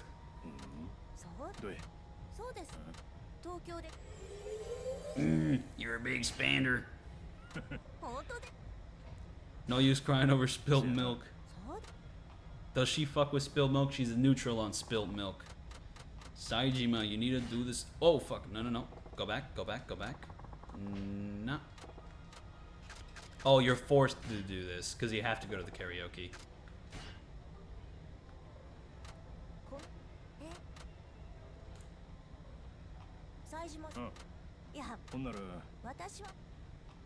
Okay, let's answer this other question. But will she fuck with this other question? I think. Oh wait, she liked the bull crap. Oh fuck, I chose the wrong option. That's boring. No, I see actually. Hella.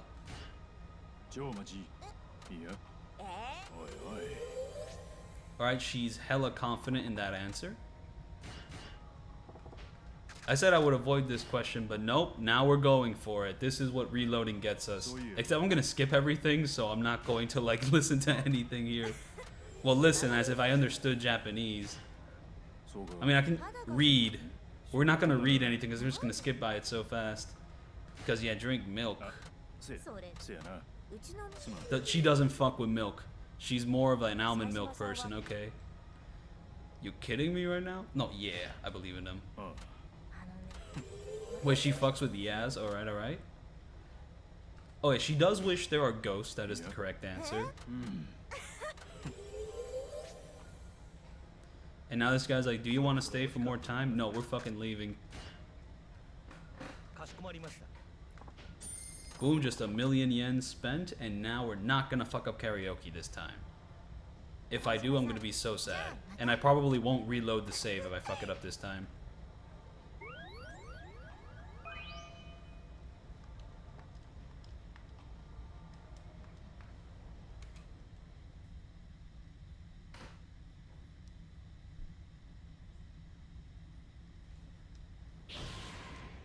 Boom, level up, very nice. Now let's ignore this N64 controller and use the Steam Deck with its recognizable buttons. Mind you, it's like the way I have the Steam Deck set up is I have the Steam Dock. It's not connected to a TV, but the Steam Dock just gives me access to more like USB ports, so I can plug in my mic, plug in my keyboard, plug in my controller, The reason I need to plug in a keyboard is so that I have access to like alt tab, so I can like pretty much alt tab to OBS and kind of mess around with stuff. Because the game does not like going into windowed mode. Every time I try to make Yakuza 5 go into windowed mode, it crashes.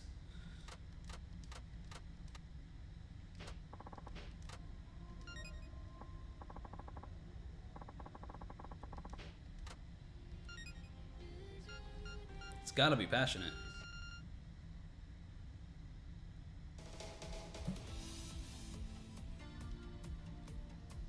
Don't fuck this up. Gotta impress the fish. Luge of love! Everybody say luge of love!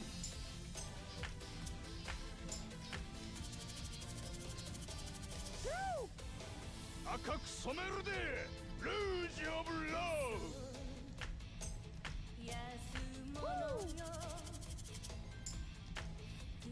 Go! Go! Oi! Oi! Oi! Oi! Come on, baby.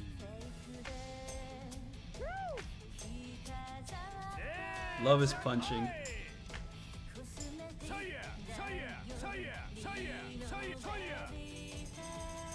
Pretty face.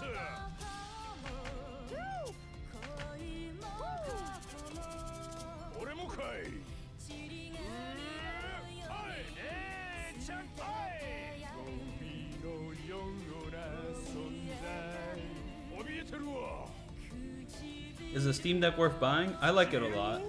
Though right now there's like a newer version of the Steam Deck that's like an OLED. So that's probably worth buying over the original.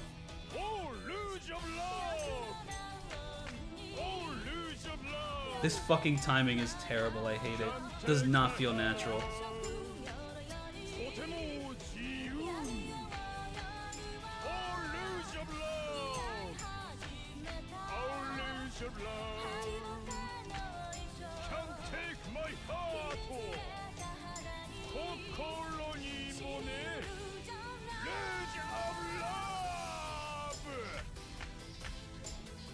This is totally a karaoke dragon.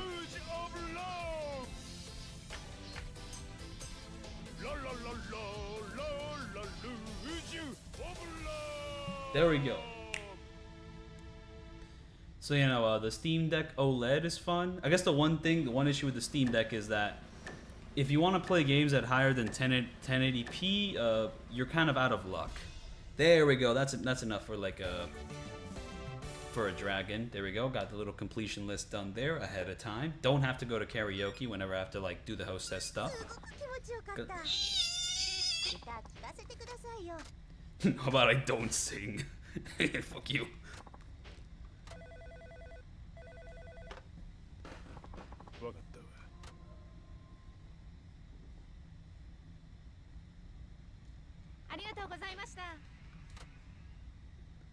At the very least we can skip the song, so there we go, got that out the way. Now we can continue on with the boring prison section.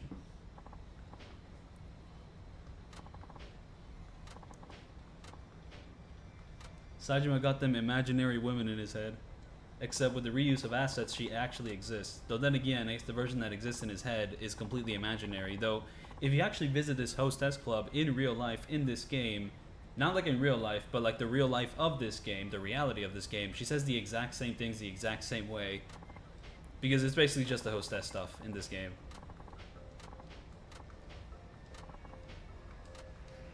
Alright, let's go eat. Oh, and it's actually right next door. We have some abilities. Let's get those. What abilities did I want? I think I was like beelining these abilities because I need... And while I'm at it, might as well just get my insane health bar a little bit. Also need to do more damage with throws considering I have to like kill 50 enemies with like the tiger puppetry. I really want to save the game, so let's just go to the left over here. Well, yeah, let's check the completion list because I just did karaoke. 6.3%. We're doing so well for 12, 13 hours into the game. Minigames.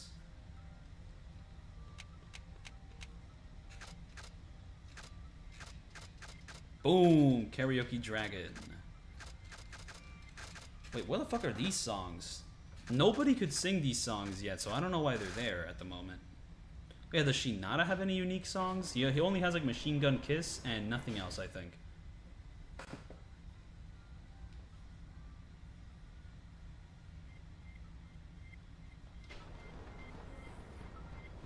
Damn, Kuruhyo 100%. Good luck with that.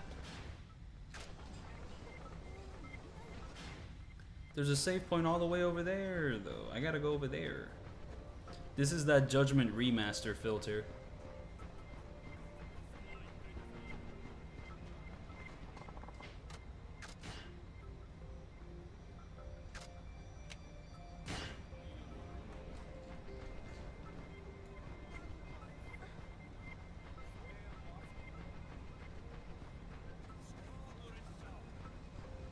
Yeah, no, just watching Yakuza while playing Yakuza. Can I eat everything here and will it count for the eating thing? Yeah, I mean, Haruka's kind of the singer, so she has unique songs. I think it's just Shinada that doesn't. Akiyama also doesn't have a unique song, does he? He only has the Baka Mitai. He doesn't have the Pure Love and Kamurocho in this game, I think. Does he? I don't know. Oh, wait, I'm gonna get full. I'm gonna get full, though, is the issue.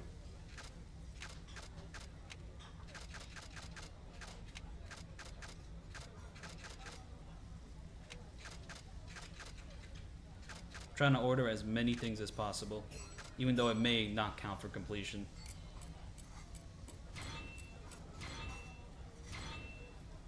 I'm just trying to think about what completion stuff I want to get out of the way during Saejima's section before moving on to Haruka's section. And basically, I'm not going to do any of the hunting because doing the hunting will give me a lot of XP, which will be good for leveling up to level 25, so I'll just ignore that. Wait, they did bring back Machine Gun Kiss. It's in Yakuza 7.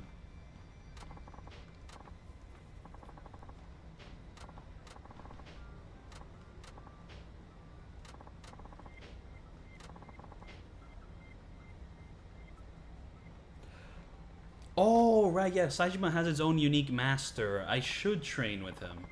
So that is something I want to do. Like, I want his Tiger Drop. I want, like, his abilities with Herculean Spirit so that I don't fall to the ground.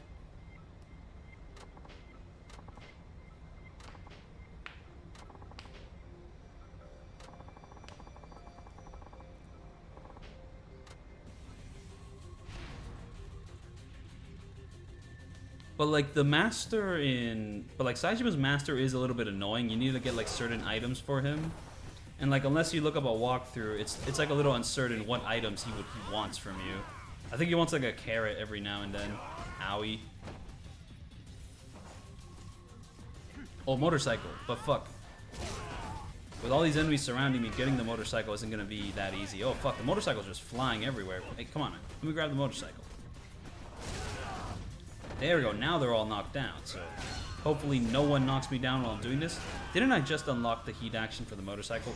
I think I did now, finally.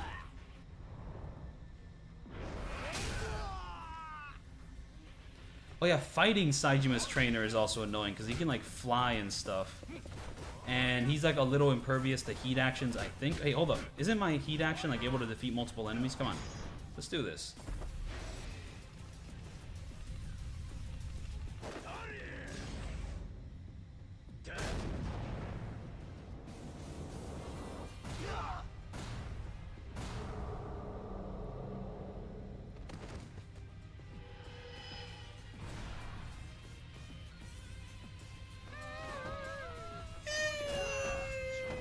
Can I kill this guy in one hit? It's like this entire world is purple, so it's hard to tell if that guy had a purple glow around him. Hey, fuck you.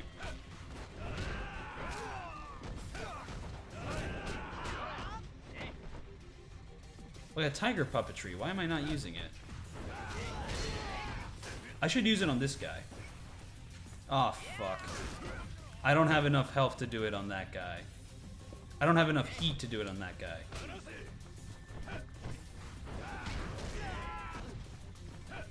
Wait, I can taunt enemies until I get it, right? Did I get that ability?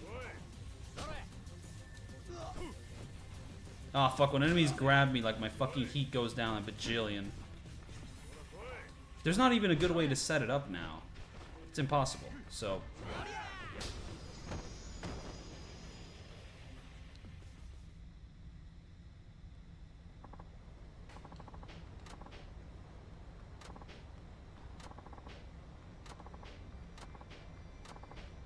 Damn, the god above just told us, yeah, go to bed. Get out of there. どうです？たく、お姉さんの話はどれも。Yeah, that's what I'm saying. Like, you need to do a little bit of hunting to get the offerings for the master. And I'm not sure what offerings I need to bring to him. Like, one of them is a carrot. I don't think I need to bring like a rabbit or anything at some point, but like a certain type of animal. 楽しむ権利。だから今ここでこうして楽しいシャバが待ってる。そう思う方が。そうだな。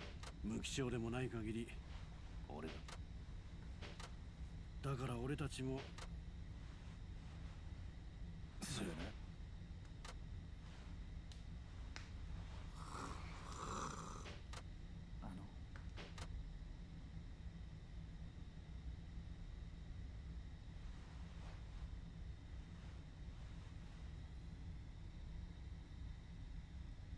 Wait, one of the offerings is a gold plate? Ah, fuck.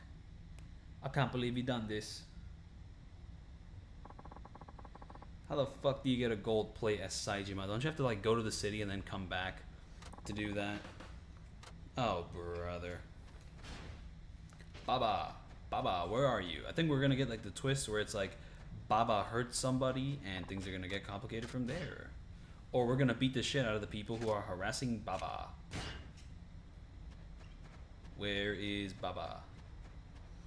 Oh, I think they're having a little argument over there. This is something completely unrelated, or it's somewhat related. そうだ。あまり思う。治療やって。さあ、どこだ。ちょっと気。あんたが気にしてるな。安心しな。今朝。え？ああ。ちゃんと仮釈放。Is there an easy way to get a golden plate as Saejima? それ、あいつ相当な。ババのやつ言ってたよ。ここで無駄にだから厳しくても表に出て臆病になっていたババを言う。あれ、副所長だ。ん？俺ちょっと刑務官。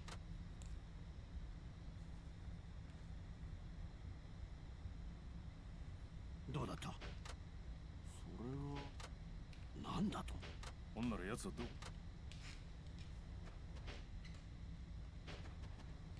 Baba has to be over in the secret house where secret shit happens. I hope I don't have to do like a fucking side quest to find him. Like, just let me go in here. It's open. This is totally where Baba is.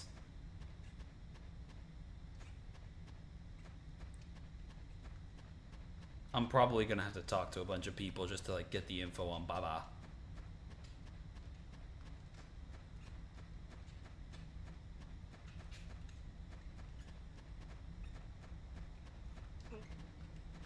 It's like, I don't know, just talking with people in this game in like this section is so tedious because you'll talk with one guy and then that one guy will spawn in another guy on like the other side of the map and you're just not really sure what the fuck is up. And there's like no objective marker for it, so you're just kind of walking around this square like, hey, tell me something. Are you a useful man? Or are you just a bitch who's hating on me?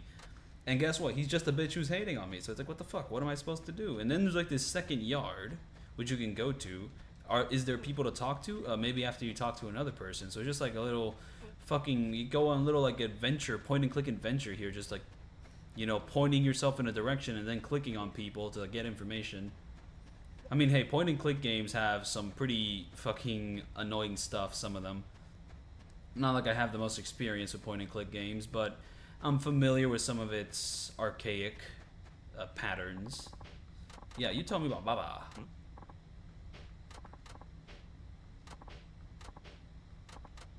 Oh, this guy's just annoying. He's a gossiper. What about you? You got anything useful to say? Oh, you're just talking about your own life? Yeah. Oh, it got a conversation topic for the hostesses though. Yeah, no, it's less engaging because like you don't have cool voice acting. See, Baba. Yeah, my dog has Baba. Yeah, poor girl. She got Baba.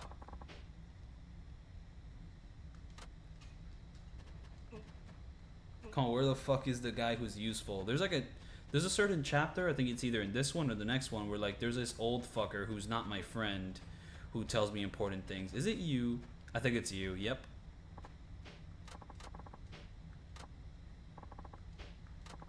So I gotta talk with this guy, and talking with this guy means I have to talk with other people to get a smoke, to help this guy, to get information and all that, blah, blah, blah, blah.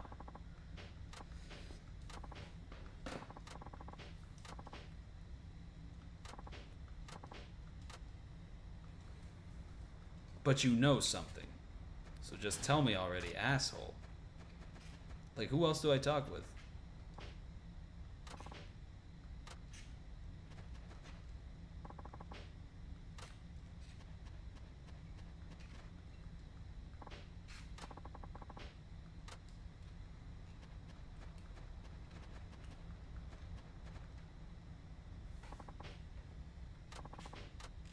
Alright, that's just a hater.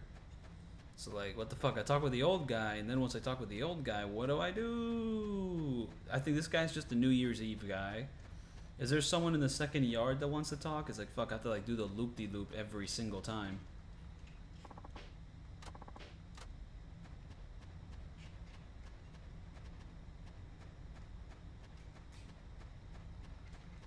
Is there a talkative individual in this second yard here, or do I have to go revisit the house? Pretty sure there's not a third yard, which I can visit, so that's like just out of the question. Do I have to talk with my friends again, who are at the bench all the way at the left side of the screen, and pretty much tell them I have no information? Is that what I have to do? Oh, they're gone, so that doesn't even matter.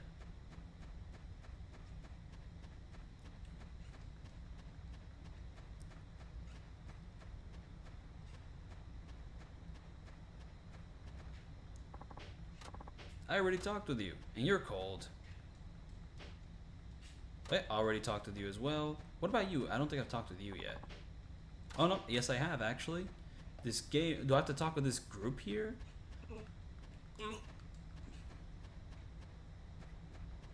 I have to like re-talk with the people around here?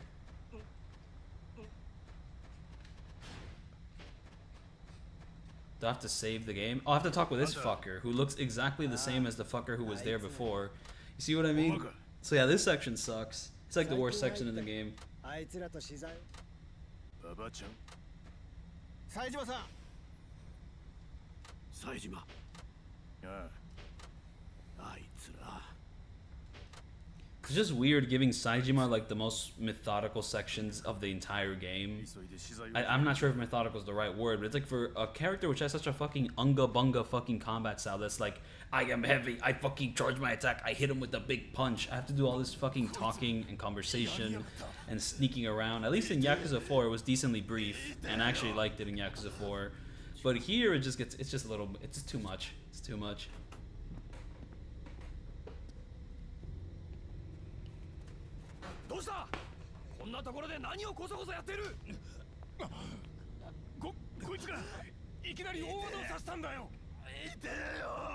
And now, in chapter 2, I have to go talk with a bunch of fucking people just to like figure out the mystery of the chisel.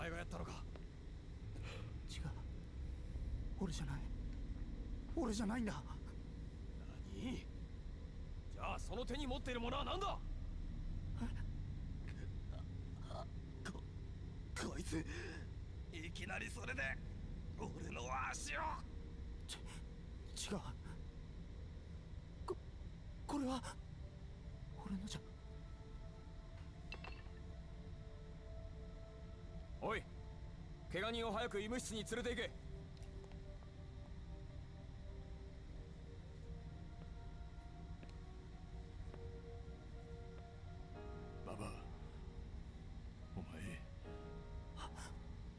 兄貴これで仮釈放の件もなしだな。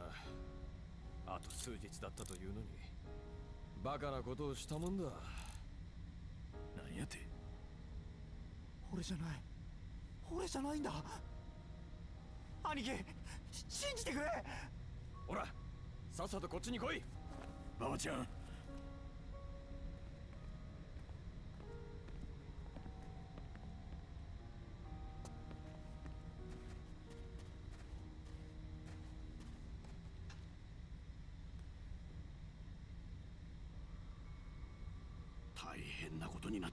Damn, so some of the offerings I just have to leave the village for, but then there's a lot of offerings which are only available in the village hunting minigame. あいつは仮釈放の嘆願書。そんなやつが。ですよ。冴島。いずれにせよ、誰が。せや。Wait, doesn't this go to chapter 2? Or did chapter 2 already happen and I wasn't paying attention? No, is this still chapter 1? What the fuck? Or is chapter 2 like only for the long battle? Which is not the way I remember it. I remember like chapter 2 also involved a lot of like annoying detective work.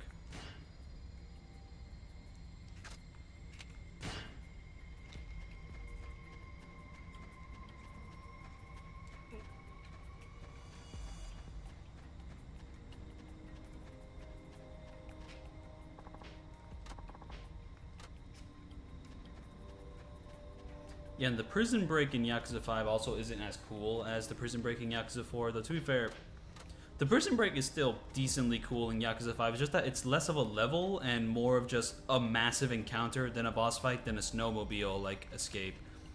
While in Yakuza 4, the prison is like an actual level you, like, traverse to. To be fair, early game, like, Yakuza 4 prison escape is pretty fucking rough. But, like, it's such a cool level, though. But it is pretty rough.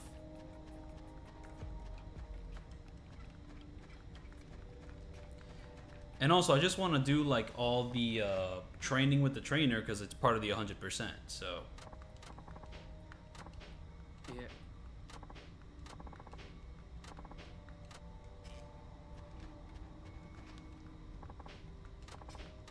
Damn, that guy is saying the same shit he said last time. This guy is saying the same shit he said last time. Now this guy is actually gonna tell me something, but he's like right next to like someone who doesn't tell me shit. So that's another reason why this shit gets really annoying. Yeah.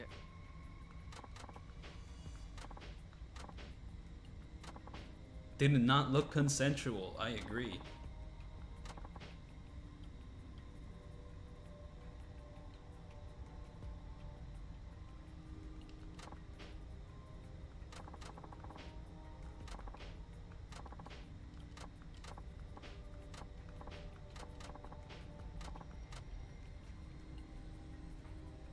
Saejimaさん。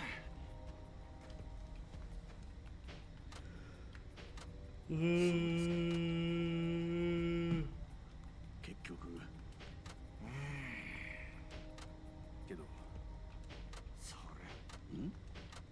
被害者本人が馬場に刺されたと。直接よ。ええ。馬場ちゃんが刺したという目撃。はあ。でもそれだけじゃ。もちろん。でも、つまり直接証拠を裏付ける間接詞。日村、その知識。せやけど馬場を信じるなら当然そう。だが今それじゃあ。いや、なんだ。馬場ちゃんが刺してない。逆にあいつらが。嘘のし。ええ。あれはあんな木彫り用ののみ。模倣犯。確かに。だが、はい。ええ。あの時刺された男はいきなりってことは武器を奪われたという自信。つまりあの凶器。なるほど。そしたらあの凶器の出所探って。そうです。そうなれば。日村。はい。さっきから気になっていたんだ。Yeah, this is like the third time he's asked him and he hasn't answered the question yet. 実は私。刑事やと。まあついいわゆるおしょ。なんでか。そりゃ刑事といや刑務所の中で元刑事だ。そういう収賄罪で幸い刑期も短いし黙れていこうと思ってたんですが、同じ棒で一緒に飯食った仲間の窮地ですからね。なるほどな。で、具体的に馬場ちゃんが手に持っていたあののみがどこにあっよし。そうですね、聞き子さあ。なあ。 Now I just gotta talk to more people. I'm gonna get a cup of water. I will be right back, and thankfully no enemies are gonna randomly spawn in, so I can just kind of have Saejima stand still here. But if I'm gonna have Saejima stand still here, let's make the environment more interesting. Oh, come on. What is the most interesting angle to just leave the game running? This is interesting enough. Why not?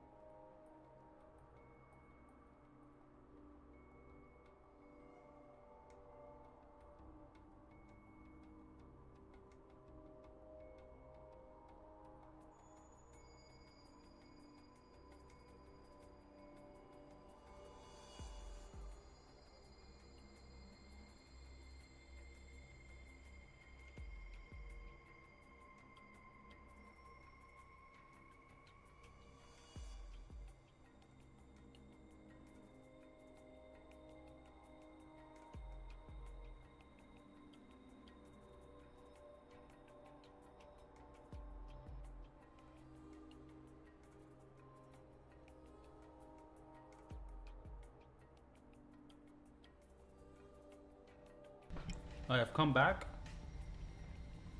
with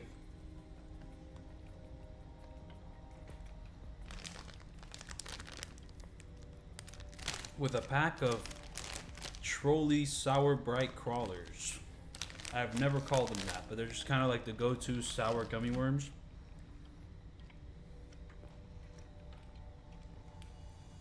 I feel mixed about my decision to bring these and eat them. I kind of like them, but also they kind of taste like disgusting and processed and like everything wrong with America. But anyways, let's get back to it. I don't want to eat raw meat, but I do want to eat some like wildlife. Like, I'm down to eat like some gamey meat, you know, like some rabbit stew. I just want to have an opinion on that. So I definitely want to do that. I really like the hunting minigame in this game, aside from the long-ass tutorial. What's my favorite drink of all time? That is such a tough one. I mean, like, not beer. It would not be beer. I mean, I like some beers. My favorite beer is probably like a good old Blue Moon. I like the more orangey taste of like the Blue Moons. I also really like the Sapporo beer, like the Sapporo brand. But besides that, it wouldn't be beer. Just like beer is like, it's alright, but you know, it's not the best drink ever. I definitely like myself some rum. Been kind of leaning towards some bourbon. As for tequila, like, I mean, tequila is always a fun go-to for like a night out, but I'm not sure if it's really my favorite. It's just like a little bit too fiery, but like, I'll down a few tequilas every now and then. I mean, I guess I'm just kind of limiting the drinks to alcoholic drinks, because if we like open up the drinks to non-alcoholic as well, things get complicated. But in terms of alcoholic, really like my rums, bourbon. Ooh, like in terms of cocktails, an old fashioned never goes wrong. And I mean, I don't know, an espresso martini. I definitely fuck with some espresso martinis as well.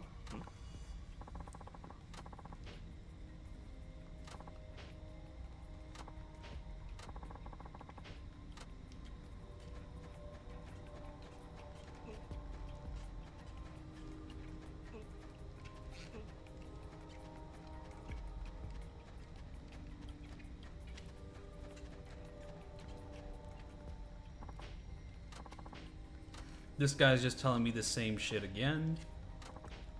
This guy's telling me the same shit again. This guy is telling me the same shit again. Do I have to talk with the old man on the bench? Is he even on the bench? Shit, he is, but do I have... Ooh, sake. Yeah, no, sake, I mean, shit. I don't drink it too much, but whenever I have the option to, sake is pretty dope. Already talked to you. Is there new information to gain from going to the second field? I think there is. Is there any secret individuals hanging behind the fence there? I don't know. What about you? Any new info? Shit, this is a guy with new info. Oh, this guy just lets me talk to the old guy. Okay. So I need to talk with someone else to talk with the old guy on the bench, and talking with the old guy on the bench allows me to... There we go.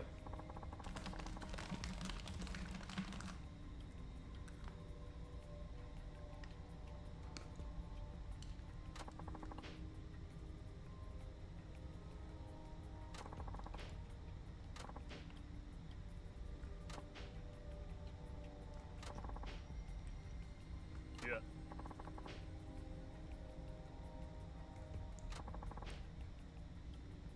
Why does Saejima run like that? You know, he's like from an older generation. You know, he spent 25 years in prison.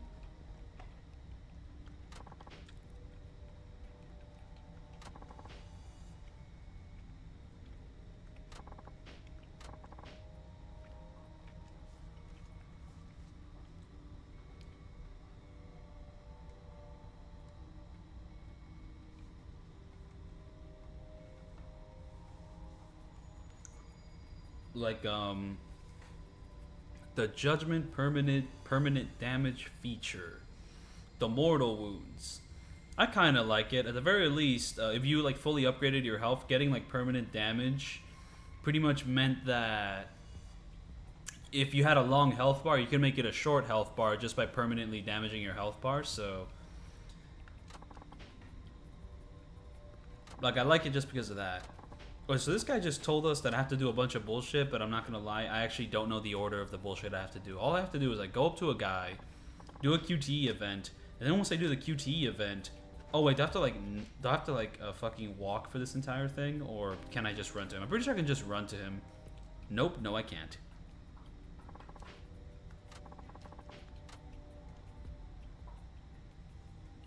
Definitely have to walk. And thankfully I do have a walk button. It is the A button on the N64 controller. The way I have it set up. Gotta do a QT event. Once I get here though. Boom, number 2. Oh fuck, I should have saved the game before doing all this. And now I actually have objective markers, but no mini-maps, so... Let's just go to... What was it, a guard? Or was it this guy I have to go to? Or is it that guy over there? Who's like crouched and all that. It seems like I have to go to the guy who's crouched. So let's go over here.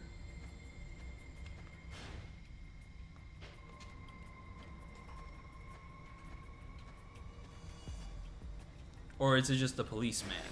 Fuck, it is the policeman. Very nice. Now I can talk to the old timer now. Did I just run? Whee! We're just gonna run now. It's got a fun little jog. It's finished.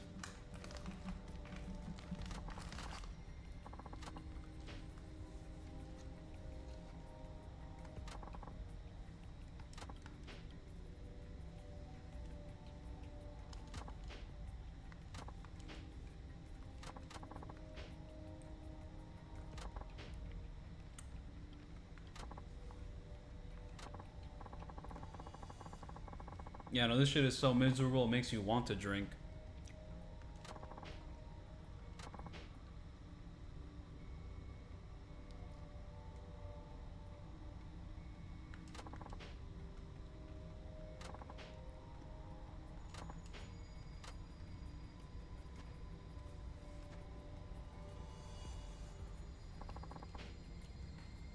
See, it's funny because this is like one of my top 3 favorite Yakuzas of all of them.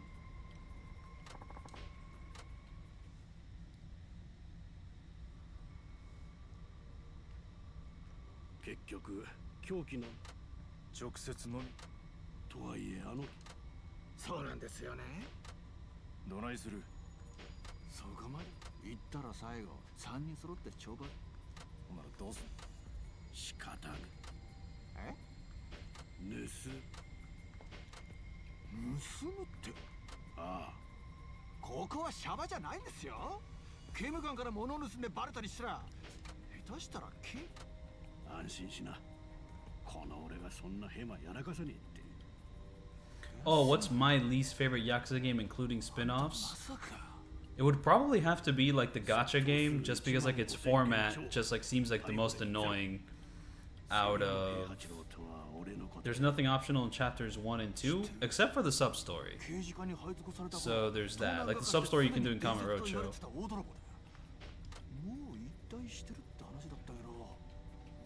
But yeah, no, it would probably either have to be the Yakuza Online gacha game or Yakuza Dead Souls. Like Yakuza Dead Souls, I don't even hate it. Like it's actually really good. I like it a lot. It's just that like its basic gameplay loop is probably like the least engaging out of all the Yakuza games in my opinion. And also those dungeons. Like the little dungeon tower is a huge fucking drag. And also just like the way the open world is like locked off, like as the zombie apocalypse like kind of grows, is a little bit annoying as well.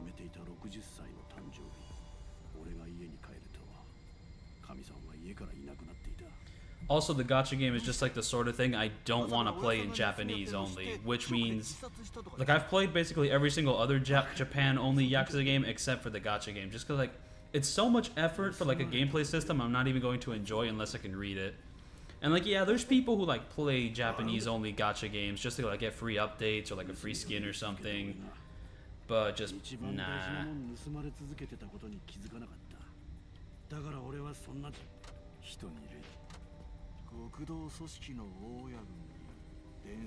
See, like Ishin's dungeons, at least those have like more variety. Like the Dead Souls like fucking dungeons are just like the same like gray hallways in the dark, and the music sucks. That's kind of like, that's the worst part about the Dead Souls like dungeons.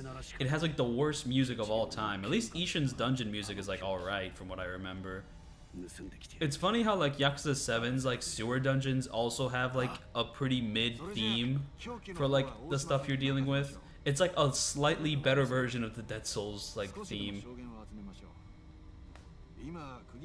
Oh yeah, and I just remembered, fucking like the levels drag on in fucking Dead Souls. Like just like whenever you're doing like a standard level, that shit just goes on forever and ever.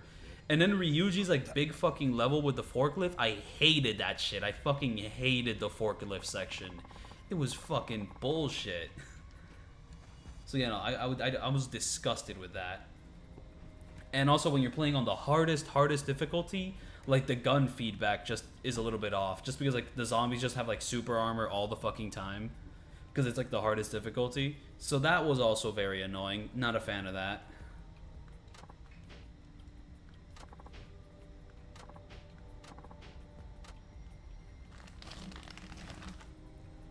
Though Dead Souls does have like one of the best credits in the entire series. It's pretty much like Dead Souls kind of treats itself as like the last game in the franchise or something, because it has like these credits that like call back to every single game, including Kenzin, which never came back. But I really like it.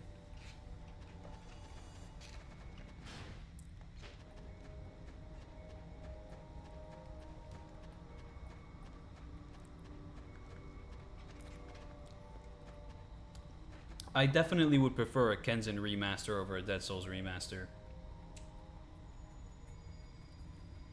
The thing is, I think the developers have been on record saying that they prefer to do a Kenzin Kiwami over like a remaster, so if Kenzin ever comes over, it will probably be a remake.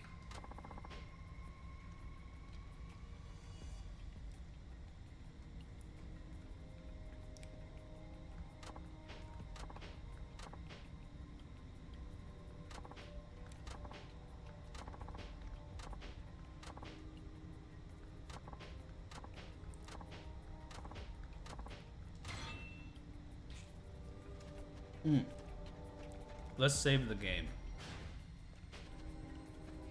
Oh, the save point is actually on the other side of the map. I'm actually fucking with these gummies a decent amount.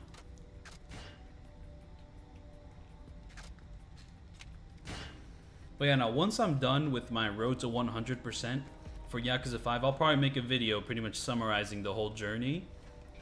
And well, for one, because I think that video will probably pop off, and two, you know, might as well just make something out of doing all that.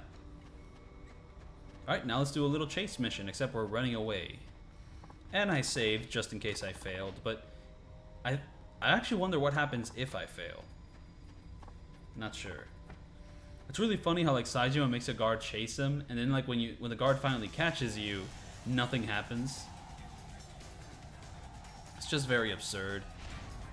Well, yeah, long health bar is very useful for this section, and to be fair, the long health bar is doing me good here. Definitely like the music in this section. Also the physics of like the chases in like Yakuza 5, I prefer over like the physics in like Yakuza 3 and 4. Even though I swear Yakuza 3 and 4 have like more mechanics going on in their chases, but this is probably like the most fun a chase has felt. And the only games to really get back to it is like Judgment and Lost Judgment, but in Judgment it doesn't really count because like they basically made all the chases in Judgment like QTE events. And mind you, it's kind of the same in Lost Judgment, but it's just like a slightly bit more involved in Lost Judgment, or it's just harder, so it kind of feels like you're more gameplay focused, even though, you know, it's about the same in Lost Judgment. No, it isn't. In Lost Judgment, they're definitely more involved. It feels like the QTEs are like more unified to like mean certain things, while in the first Judgment, every single chase is piss easy. And mind you, they're not so hard in like Lost Judgment, but they're just that slight bit more involved in a way that I appreciate. I mean, to be fair, like I don't want the chases to be as hard as like some of the chases in like Yakuza 3.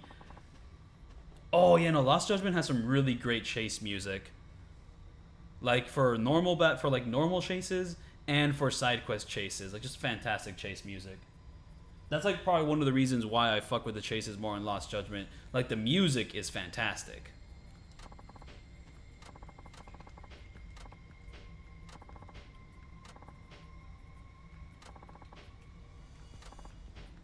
Okay, so you actually do get something. You get like a detriment. You get a big detriment.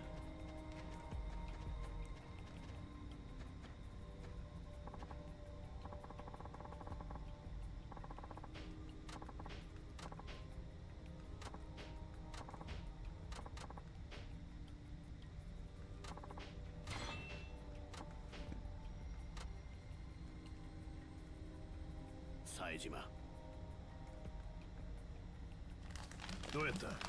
And also, Yakuza 3 already got a remaster, so like, what's the point of a remake? Like, they made the remasters for 3, 4, and 5, because doing a remake for each of those games is like basically pointless, considering that like they're basically around the same level as like Yakuza 0 and Kiwami 1. What's my favorite boss song from Lost Judgment? I mean, shit, it's gotta be fucking like Kiwana's like second and like final themes. Like those themes are fucking awesome. Like digging your heels, like holy shit, that one goes insane. 誰のもんだったんですか。予想通りあいつのだったよ。134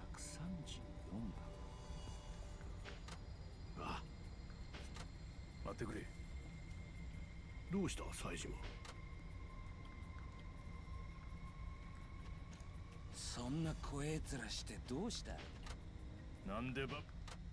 何、かわいそう。とぼけんのもええ加減にせえ。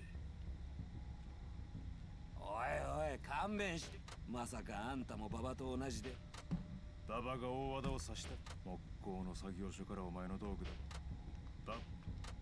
さあ観念して。バカが。あんお前の仮釈が早くなる。Like Soma's theme in Lost Judgment is like super inspired though. Like making his theme kind of like a horror villain like piano symphony. Like it's such a cool fucking choice. So like the uniqueness of his theme is like makes it a great one. 生意気に反抗。どういうことや。馬場に言ったんだよ。なんやと。ただでってわけじゃねえ。確かあいつ組に捨てられて仮釈放をひよってたんだよな。Yeah, no, like fucking Yakuza 3 is like the only game where Kiryu is happy and has a orphanage. Like fuck, and considering like how important the orphanage like emotional like stuff is in like Yakuza 5, Yakuza 6, and now in Gaiden, it's like what the fuck? Why would you skip it? Like skipping it is stupid. Don't skip Yakuza 3. I also just really like Yakuza 3 in general. I like that it's a little bit more challenging than the other games. You actually have to like be more involved in the combat. Or have like a certain strategy to set up bounding combos. はじめにあの場所、もちろん俺の指示だ。そこに馬場のや、俺は喧嘩の仲裁に入るふりをして、あいつはよく考えもせずに。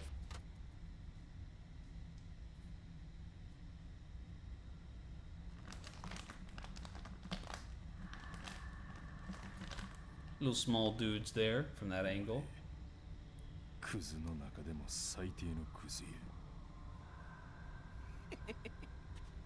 クズに最高も最低もねえだろうがよ。所詮あいつも人殺し。ここにいる全員クズなんだよ。俺もお前もな。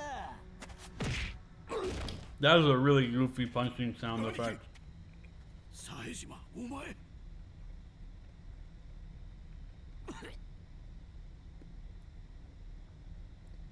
立てや。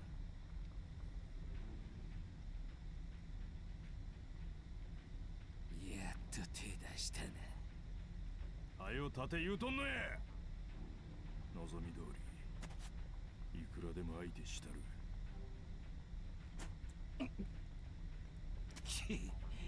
何万回殴られてもやり返さなかったくせに、あんなバカ一人に手出されただけで切れやがって。じゃがましがお前に切れとるんやない。 I mean, hey, Tony Soprano and Saejima have the same hair.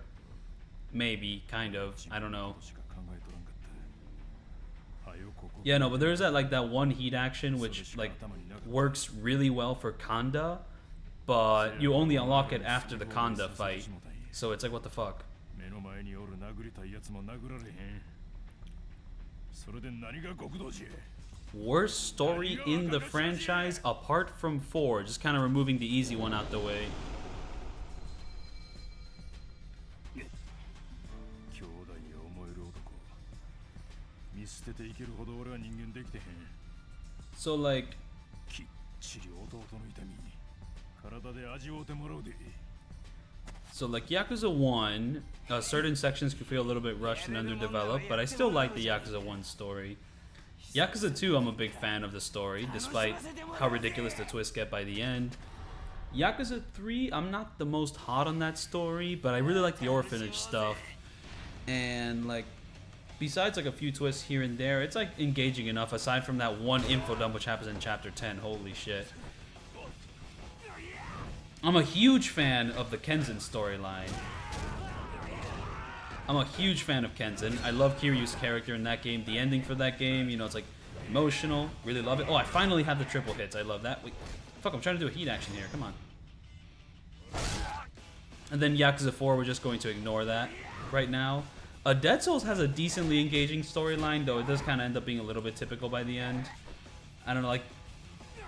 Yeah, like Yakuza 2 is just like so slickly directed.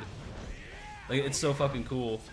And yeah, Kiwami 1 just kind of gets rid of some of the choices they made in the cutscenes for like that game. Like, some of the more jazzy music in like Yakuza 2 is just kind of gone in Kiwami 2 because they kind of replaced it with like other music in the series. And oh shit, I better not die here.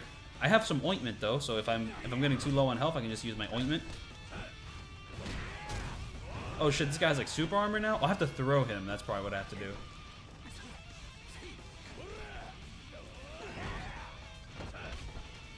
Shit, this guy just has fucking super armor. But whatever, he's dead now.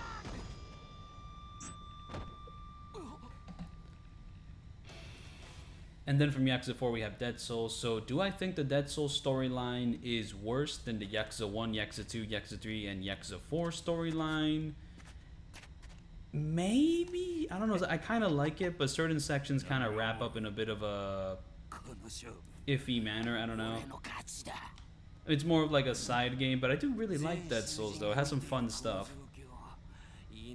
But like, you know, Yakuza 1 and 2, it's like the classic storylines. So it's like, fuck. I mean, I'm just trying to think about like the villains and how like memorable they are. And like, well, the villains in Dead Souls are definitely not as memorable as like Nishiki in Yakuza 1, or like Ryuji in Yakuza 2, or Mina in Yakuza 3. So I guess that like at this point, I'd probably be inclined to say that Dead Souls has like the worst story out of like those first couple games, excluding Yakuza 4, but I still really like Dead Souls. So like, I'm not even sure if that's true. Maybe I like the Dead Souls story slightly more than like Yakuza 1, maybe, I don't know.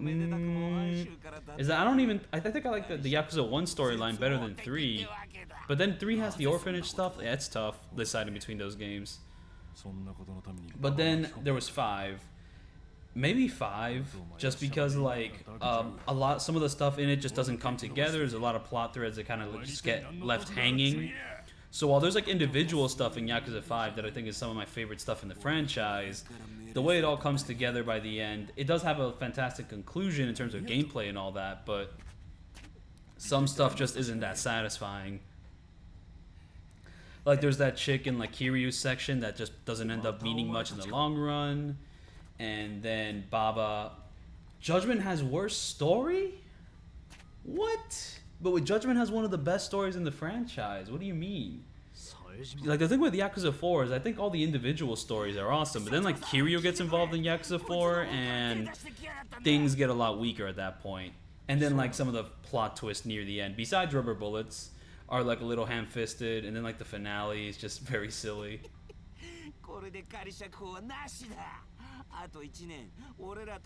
So then after 5 there's Ishin, and honestly I'm not the biggest fan of the Ishin storyline by the end. So I might be inclined to say Ishin, even though like I don't really hate it, but maybe 5. 5 might have the worst overall story in the long run, per se. It's just a little bit bloated here and there. And I'm really only like a huge fan of like the individual sections. And then after that, there's Zero. And I really fucked with Zero. I really fucked with Zero's storyline for sure. Oh wait, chapter 2 is just the breakout? Alright, so chapter 1 is just all the annoying, like, talking to people shit. And then once we get to chapter 2, we actually get to do something cool. Okay, okay.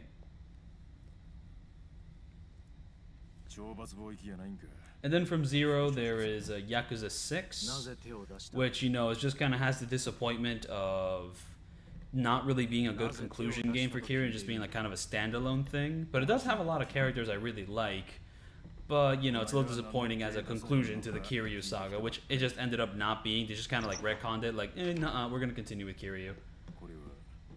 Ishin is worth it. I still really like Ishin. I do like the Kiwami version of it less, but it's basically the same game. So I still really like Ishin. It's still worth playing.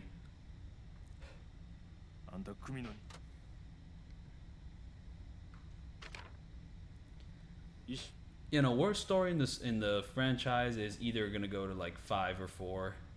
They're just like the most iffy and just kind of end in a weird way that I'm not big on. Well, honestly, 5 has a pretty dope ending aside from like Aizawa just pulling up and being like, "Yeah, I'm here. I'm the final boss."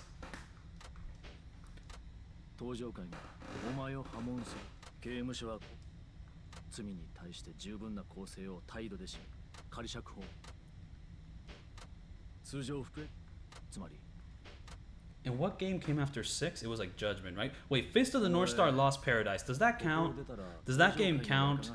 Could that be the worst story in the franchise? Because, I mean, the thing with that Fist of the North Star Lost Paradise game is that I haven't read Fist of the North Star, but I just kind of get the feeling that the Lost Paradise game just kind of took moments from that manga, you know, just kind of gave him like one chapter to shine, and then just kind of had like an original story just kind of like intersected between all those moments. But it does feel pretty rushed by the end, and then like the villain isn't all that in the final parts. So honestly, maybe worst story can go to that game. Also, that the way that game paces objectives isn't the best.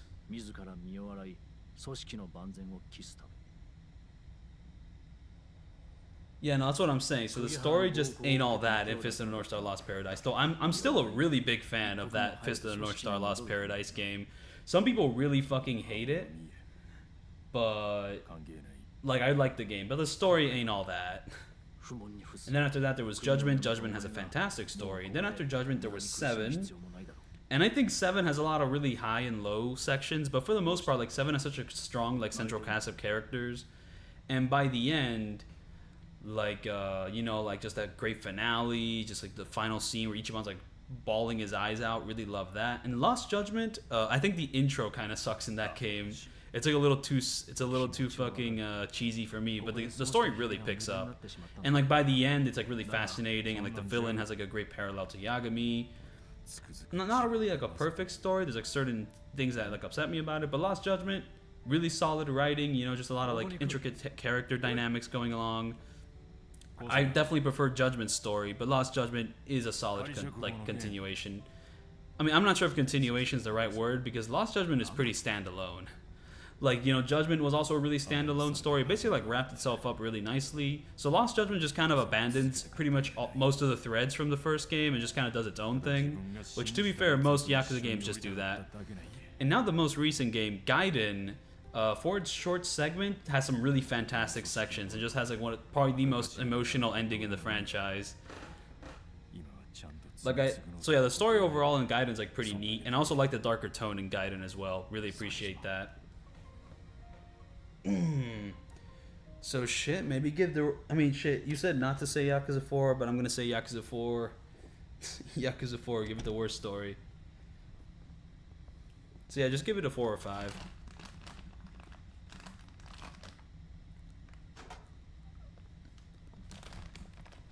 Saejimaの兄貴。Saejimaさん。その様子やと濡れ衣無事晴れたようやな。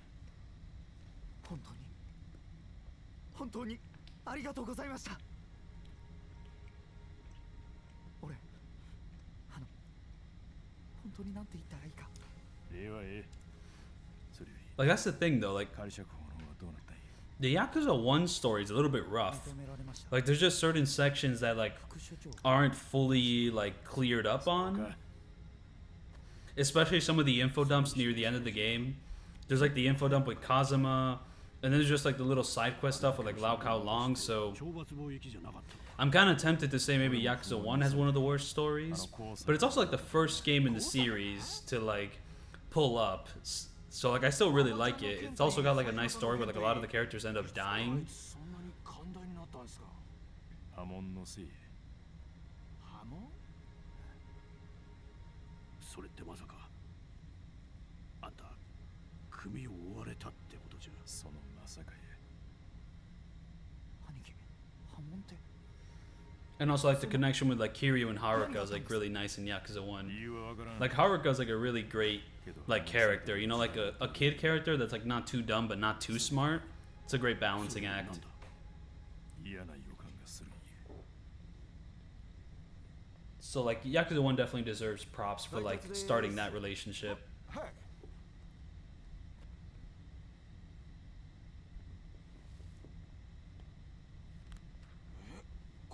これってどうした日村。これって冴島さんがいた国の。 Do I enjoy the old combat better than the Dragon Engine combat? Well, see, that's a tricky thing because like in Yakuza 6 and Kiwami 2, I definitely liked the old combat better, but then Lost Judgment came out, and Lost Judgment has the best combat in the franchise, so you know. 兄貴これ。 I mean, at this point, I like Dragon Engine combat better just because Lost Judgment set the bar so high. こういうことやったんか。 Like Yakuza 4 cutscenes are directed in such a, like a slick and fun manner as well. But then you get to Kiryu section, and then it kind of starts trying to wrap up, trying to be like a finale to the entire series, and I'm not a biggest fan of that. What's my favorite Yakuza 7 battle theme? Shit, like fucking the one against Joe Sawashiro is fucking awesome. Oh, yeah, but the Majima one. Oh, dude, like the Majima battle theme in Yakuza 7 is fucking awesome. It's like one of my favorites in the entire series. I don't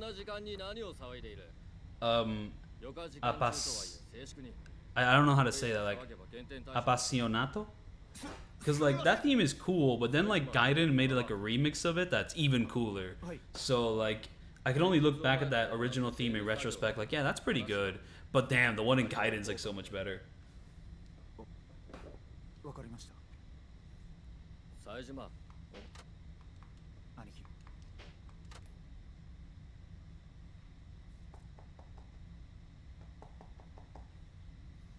I'll tell you, like one of the themes in Yakuza 7 I'm not a big fan of is the one where you fight the one guy who has like the same suit Kiryu had in Yakuza 0. Because like his fucking theme, like the War God, sounds like the sort of thing that would play in like a fucking Call of Duty, like, you know, MLG fucking montage. It's like a little bit too dubsteppy. どういうことです？ Oh fuck, to 100% Gaiden I would have to do the Hostess Club. 却下された。 Oh, that's a bunch of bullshit. I don't want to do 100% anymore. 却下って。どうして？私にもわからない。通常今回はさらに冴島は登場回ほどの大卒。 Ooh, I actually got myself some water. Oh yeah, and Tendo, fucking his theme, just a fantastic final boss fight theme. Like, holy shit. 俺は仮釈放を申請するつもりはない。それに馬場ちゃんはこのことに何の関係もないはずや。俺はすぐにでも調べなあかんことがあるんや。真島五郎の。 Also, like Mabuchi's theme, 真島って。 like it was used in like all the commercials for Yakuza 7, so that's where a little bit of my disdain also comes from. It's like where they were doing like the jobs commercial where like each character has like a new job. That's the theme that played during those commercials. 組内最大の勢力真島そうだったな。え？そう。北方。警察関係者の話によれば真島は登場、そして組長。どうしてお前？ なんやて。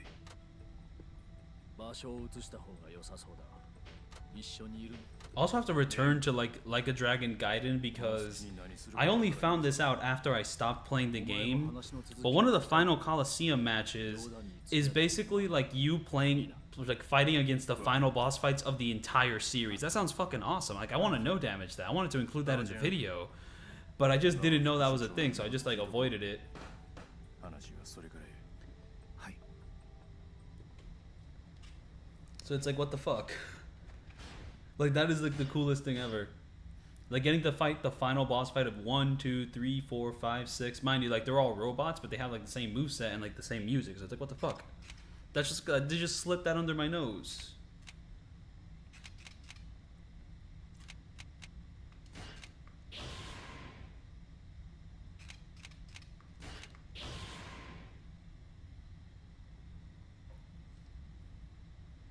Okay, so they don't include the boss fight from 0. So okay.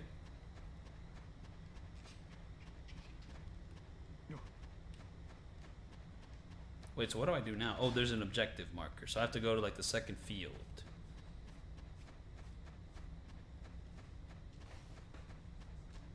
Ow. Oh yeah, I can also save the game at this point. Nice.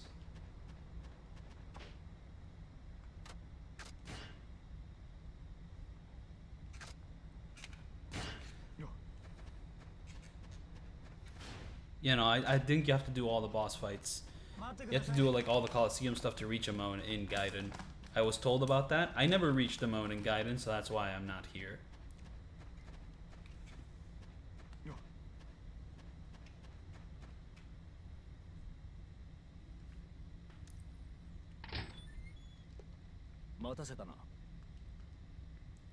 でさっきの話やが。ええ、そうです。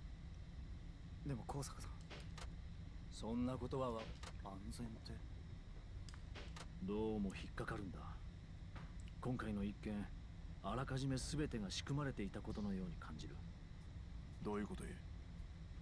半年前に集団で入所してきたあの国原のグループ、それと共に始まった冴島への暴行。連中の目的はお前の刑期延長だった。そこに来て波紋の話。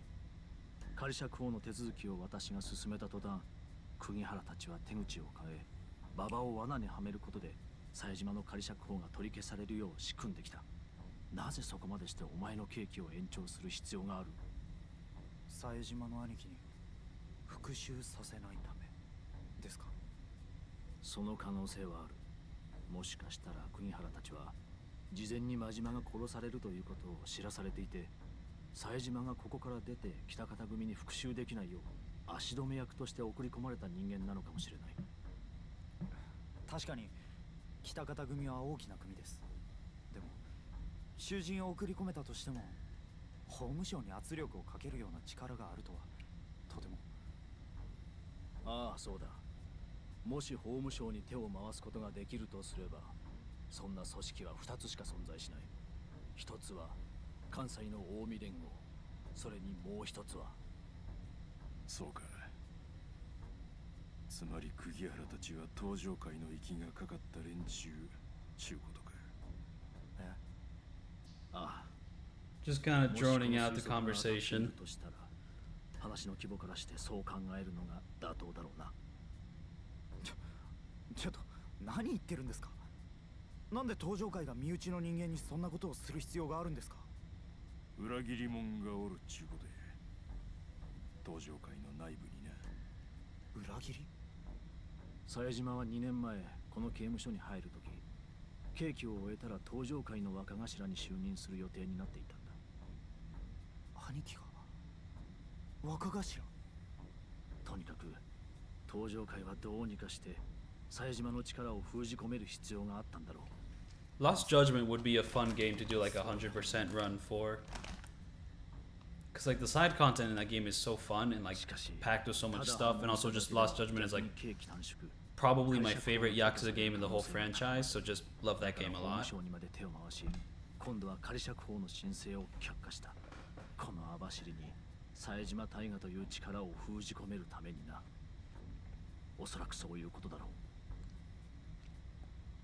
う。持っていけ。これはさっきいた運動場の一番奥、南西の門。その裏にスノーモービルが止めてある。Damn, I guess this is like the one unskippable cutscene for Saejima's section because I can't skip these text boxes. I can skip this one kind of slowly, okay, but the previous one's not so much. ついさっきうちの所長が死んだ。死因は調査中だが、他殺。なんで？所長はだが札幌君、それだけじゃない。通常では考えられない。おそらくそれって事態は我々が考えるより Yeah, no, not sure why they're switching engines since like they've kind of come to like really take advantage of the Dragon engine these days. So for them to just kind of switch up the engines now, I'm not too confident in that. 私は職を辞すことに後悔はない。それよりもこの刑務所が公正を。公正か。冴島さん、あなたたちは十分に罪を償った。これ以上私ここから出て深夜同房の囚人が。 That's what I'm saying. They used Unreal for Ishin, and it was a little buggy in areas. But then again, that was like them porting a game.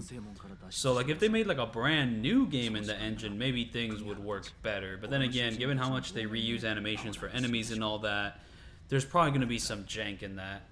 最後に一つだけ約束してください。何や。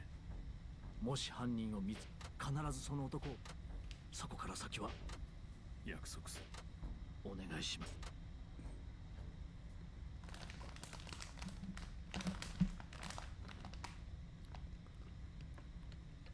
で、何だったんです？ Oh fuck. 副所長の話ってのは。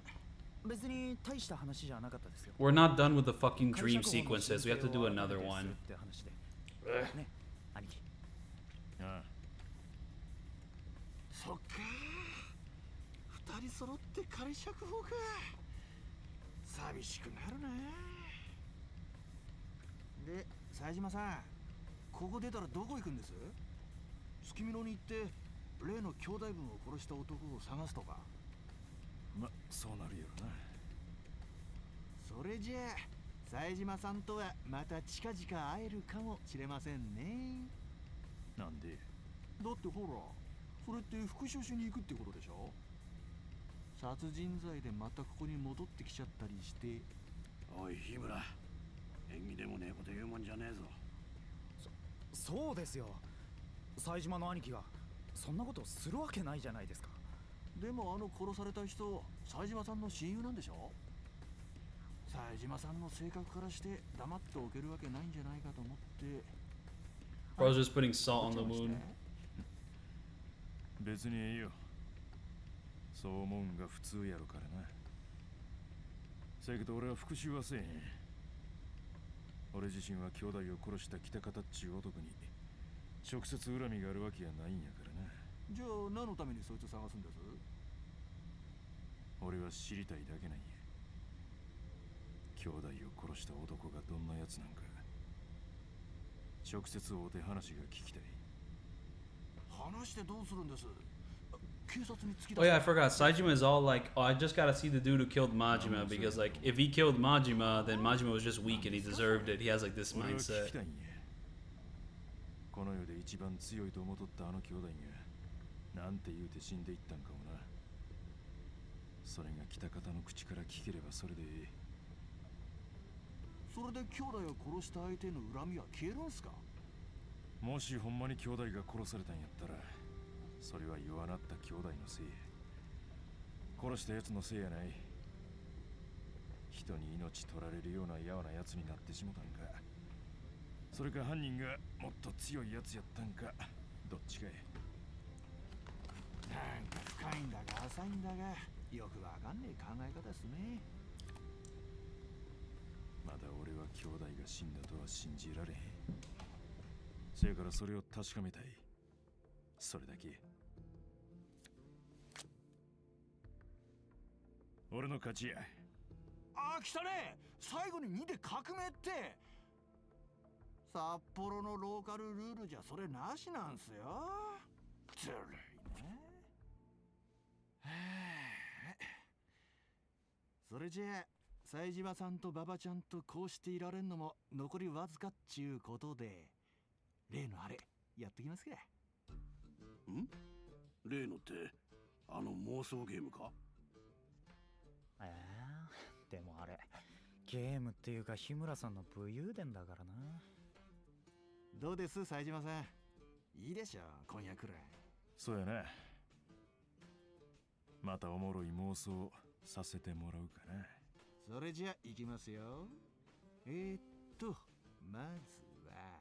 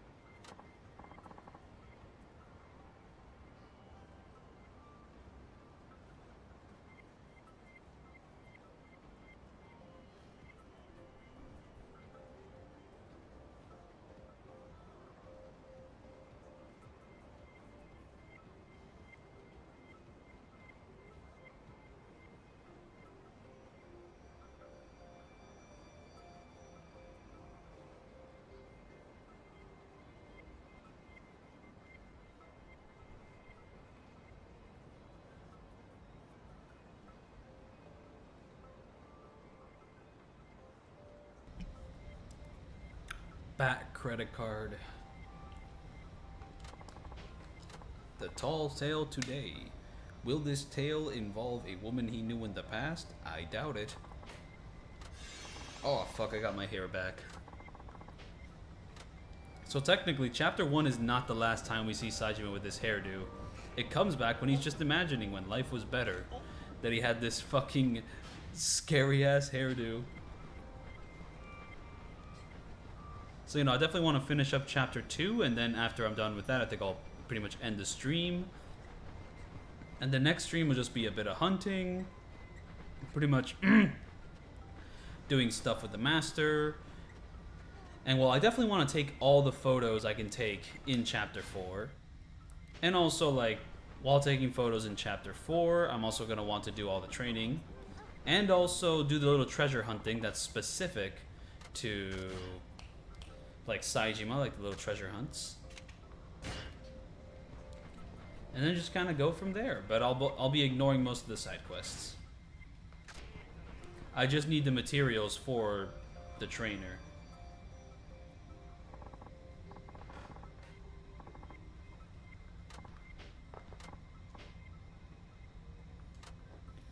Oh, we're gonna play fucking darts now? Playing darts with fucking the N64 controller. How's that gonna work out?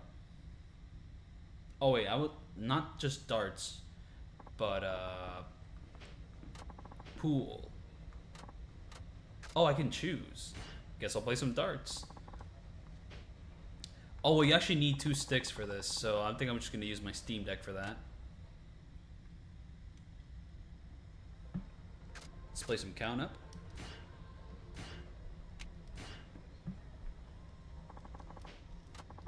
I know how to play count up. Don't tell me about that.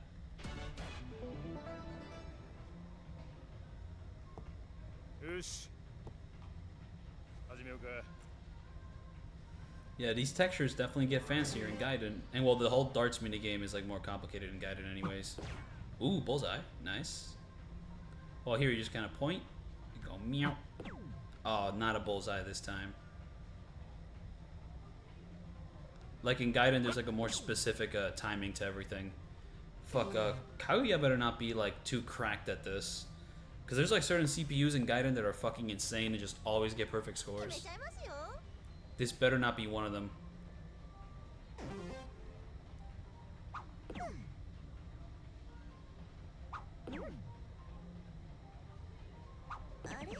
Very nice, very nice.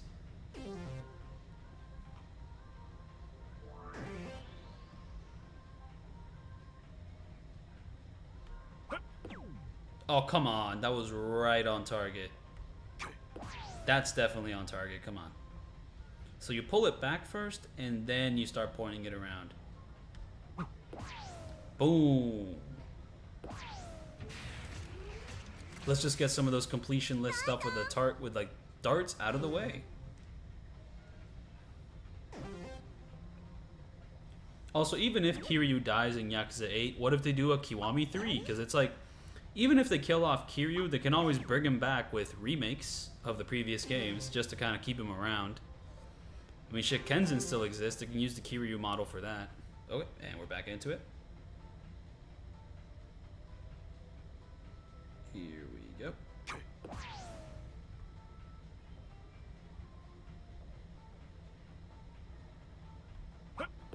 Aww. But she's not very good at this, so I'm pretty much doing good. Oh, damn, I actually went too high up now. I don't doubt that playing darts with a keyboard and mouse is easier, just because, like, I'm sure you can just move the mouse to like the location you want the dart to land on, and then it'll just always stay there, and you don't have to fiddle around with the sticks. But whatever, beat her ass. Ooh, oh, this windscreen is not that satisfying. It's like too static. Oh, Tamashiro and Dragon Engine. Whoops.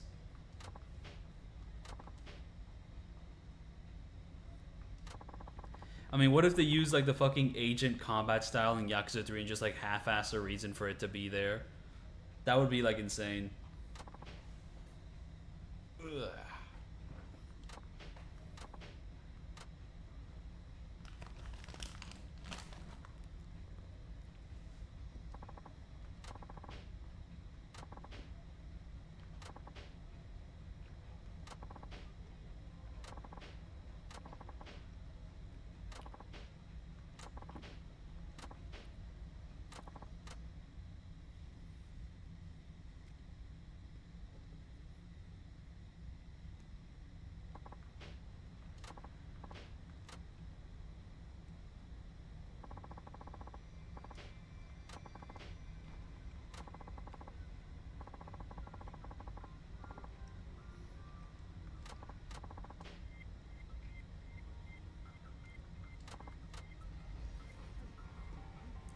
I mean, the first Yakuza also literally has a stage play in real life.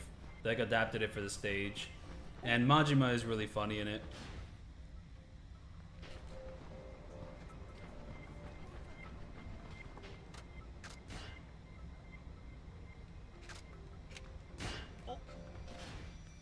Okay, so like, in this dream world, I'm not allowed to interact with anything. No stores, no shops. Can I go visit the Miku sculpture, though? Can I go visit it? Let's find out. I'm about to waste a ton of time just walking over there. Because you're not even allowed to use the taxis.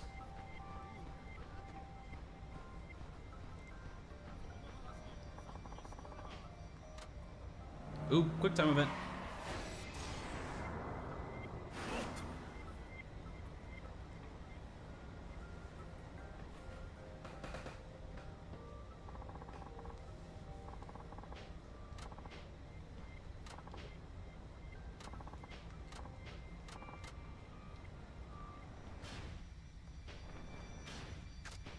And now, well, will the game even allow me to go to the Miku structure? Let's find out. Or will it just kind of be like, oh, we have an objective to solve. Go over there.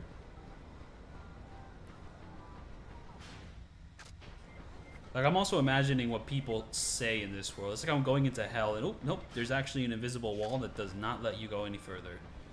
So the Miku sculpture will have to wait.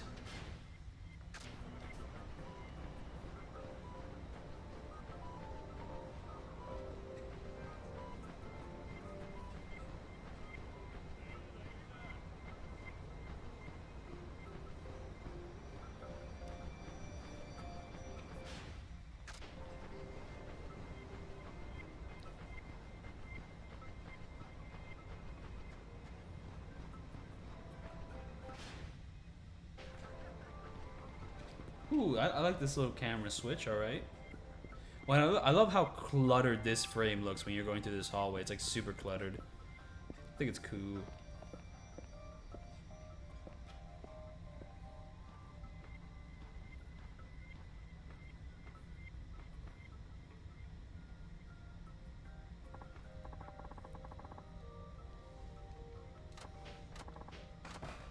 I will no damage Silent Hill 1, 2, 3, and 4 one day, like the whole games. I'll do it one day.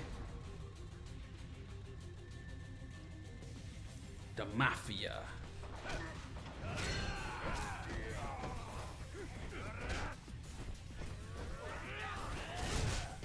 Damn, that's a lot of people. Wait, does Saejima also do the heat action where you just ride it, or is that just Kiryu? Come on, damn. Well, this is a completely different thing, and fuck, they just stop. Stop it.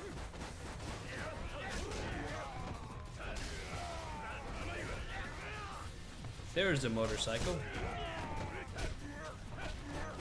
I could have sworn I got the ability which makes me stagger less in heat mode, but I guess the golden dragon is what I really need if I want to take advantage of that.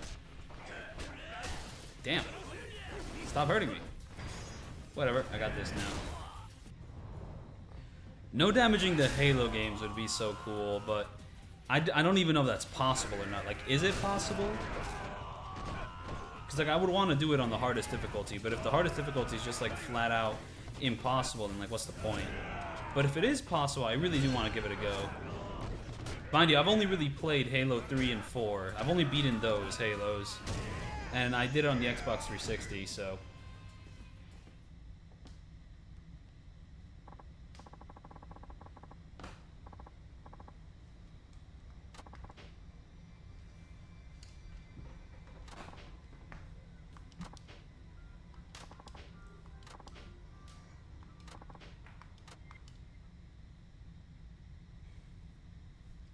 So like this little section is just like... Wait, Halos 1 and 2 have a hit scan weapon, but Halo 3 doesn't? That's a bit weird. Does Reach have like a hit scan weapon? Does Halo 3 ODST have like a hit scan weapon? Does Halo 4 have a hit scan weapon? Once we start going to like Halo 5 and Halo Infinite, I lose interest. I think my interest just kind of ends with Halo 4. Because I played that when I was like a wee boy with like an Xbox 360. And I just remember that like Halo 4 just looked incredible for like an Xbox 360 game, like the visuals. But then again, I actually have to like replay the Halo games and go through all that again just to kind of know what the fuck I'm talking about.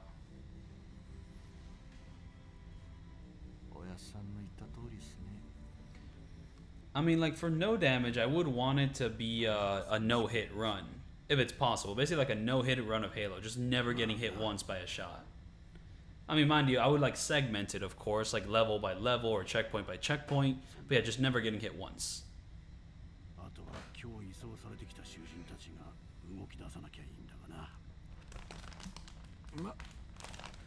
Like, is Halo the sort of game with like infinitely respawning enemies? Okay, I think some of the levels, like with the Flood, have like infinitely respawning enemies, right?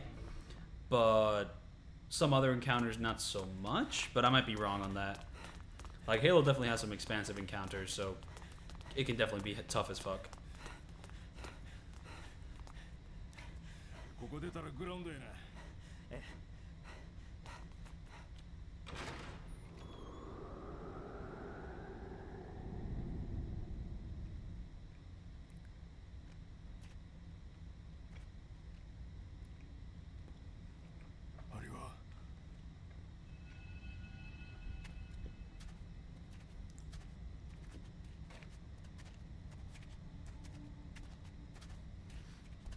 Like, I own the Master Chief, like, collection on Steam, but I've never played it yet. If I am to, like, no damage the Halos, I would want to do it with the original graphics. I have to say that. Just because, like, they're more colorful and fun, and I like the OG vibe better than, like, the remastered graphics. I also just love that, like, that remaster remake thing just gives you the option to play between the original graphics and the new graphics. Like, that's such an ingenious design decision. Like, why doesn't every single remake do that? Because, well, some remakes are designed so fundamentally different that it wouldn't work, but since the Halo ones seem to be the same game, they could do that. It's like, yeah, fuck yeah, dude. That's a great decision.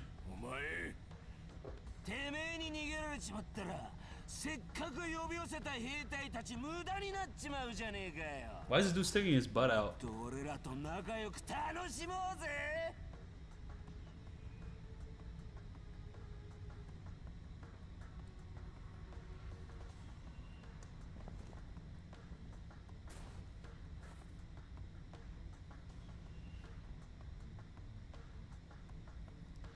Wait, the remake graphics are just like Reach assets? That's silly. Is reach possible to no damage? 馬場ちゃん、はい。あんなクズでも Does Scarman die at the end of Saejima section? Like fucking Saejima like stomps his fucking arm off, and like it seems like the guy probably couldn't get himself up and live. He probably did fucking die. He just stomped his arm off. そうか。 Well, he's about to. We're about to get to that section. よう聞けや。お前らは殺さん。その代わり、この世には死ぬより辛い生き方があるっちゅうことを、その体に教えたるわ。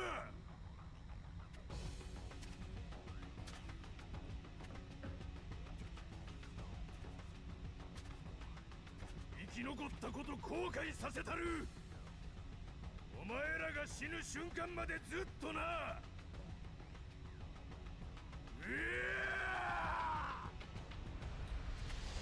Like I've seen videos of people, of this one YouTuber no damaging all the missions in Call of Duty Modern Warfare, which that sounds like that's a video I want to like make one day, but also how the fuck did he do it? Like I don't know if the guy cheated or if he did it checkpoint by checkpoint, but like it's fucking insane. Like there's no fucking way that the dude no damaged Call of Duty Modern Warfare on veteran. Like he made a video on World at War as well, but he hasn't made a video on Black Ops yet, so I'm assuming Black Ops is more of a pain in the ass.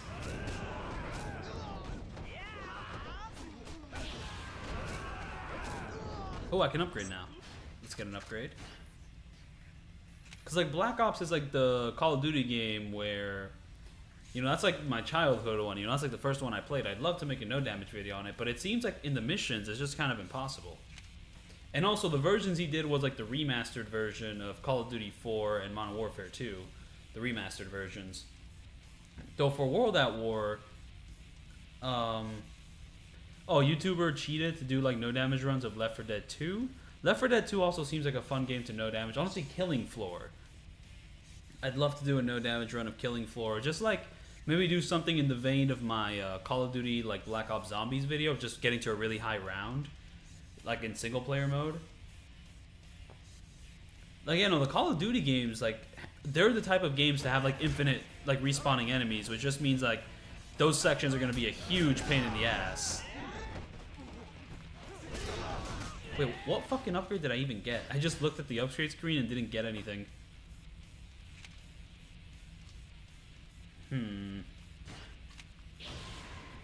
Super uppercut. And more heat actions. Oh wait, this is an upgrade I need to get? Ah fuck, for like tiger puppetry. Like Call of Duty 4 and Modern Warfare I'm pretty sure also have infinitely respawning enemies. Like I own, and also another thing with Call of Duty is that on console, those games have like auto aim. Where pretty much like you like hold down the aim button and it just like automatically locks onto an enemy, while on PC that is not the case. So maybe no damaging on console is easier, but the PC also has its own advantages like higher resolutions, and mouse and keyboard definitely comes in handy. But you know, just auto aim is super powerful. I have like the original Modern Warfare on Xbox 360, so if I ever was to try anything with that game, that would probably be the version I do it with. Hopefully there's like no quirk that makes the PC version like infinitely better. I own Modern Warfare 2 on PC though, however, the only way to play that game is with a keyboard and mouse, and sadly, like with my keyboard, my V key doesn't work, and I'm pretty sure that's like my stab key in Modern Warfare 2, so gonna have to get a new keyboard for that. Black Ops I had on Xbox 360 and Steam. I wonder if Black Ops 2 is possible. There has to be a better way of doing this. Ooh, throwing an enemy. I actually have the heat action for it, but that guy just died. So this just doesn't count at all, which is a shame. Oh damn, he was holding him, so that just didn't count at all. I have some ointment, which is good.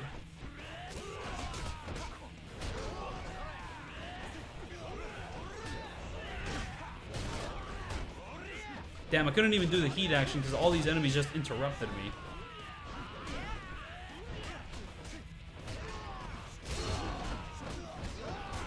Oh wait, oh, I can also pick up more ointment, nice. Oh, if you fuck up the snowmobile section, you have to redo all of this. Oh, damn, that's kind of scary, actually. Oh, damn, this wooden stick has a lot of fucking durability. It just doesn't deal much damage. Ooh, but it can do heat actions. Oh, but once you do the heat action, it just instantly breaks, despite the fact that it had so much durability. Ooh, and this is the epic section, where you just take out most of the enemies. And I just leveled up. Nice.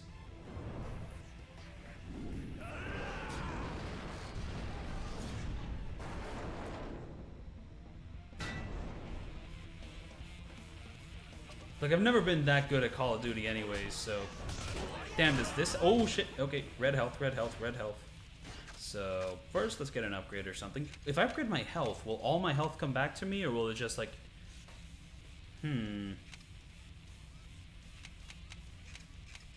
So, definitely want this.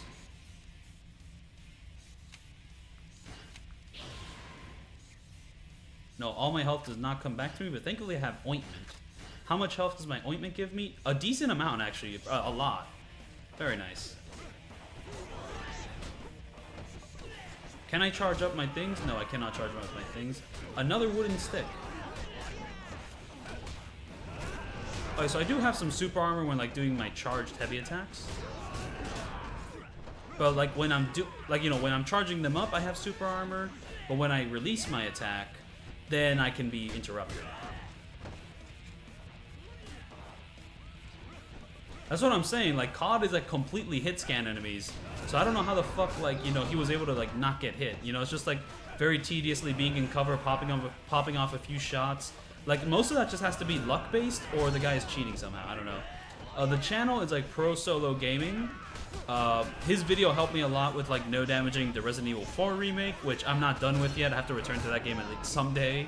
Especially now that there's a separate Ways DLC. And also, I just have to return to, like, the original Resident Evil 4 to finish up no damaging the other Mercenaries maps. I only did the first map.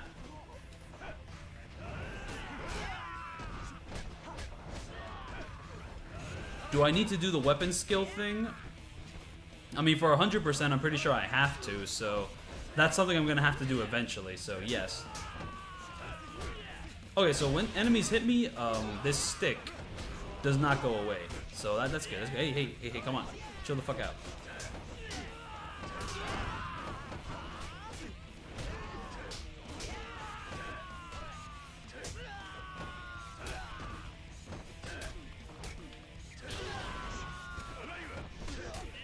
And here I'm just leveling up my stick abilities with Saejima specifically. Oh, fuck. Like, the level ups are, like, character specific as well with the weapons. Just a very weird, undercooked mechanic, which just doesn't flow very well.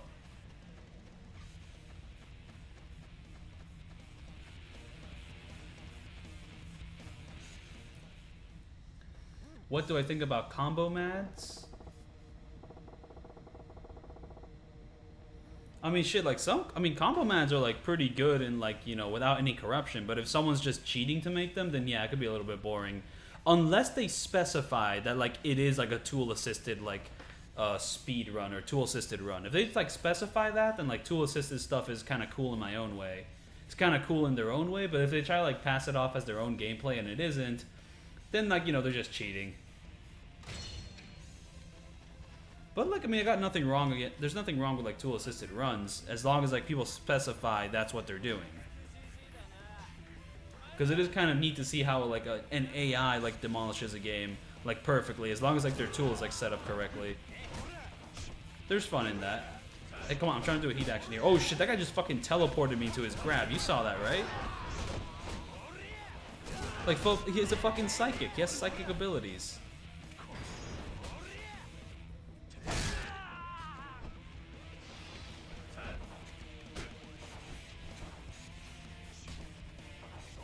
Can I do the forever taunt? I don't think I can at this moment. I have to, like, unlock that ability.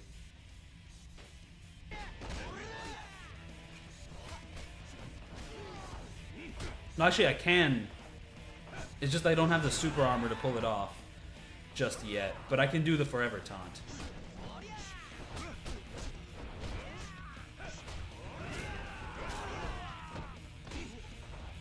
So yeah, while I'm doing that, enemies can still, like, knock me down.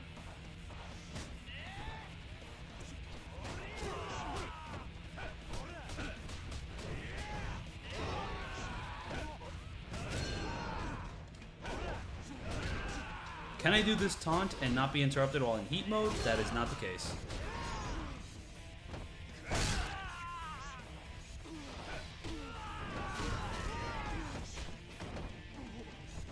Can I do anything with my extreme heat mode? Seems I can't.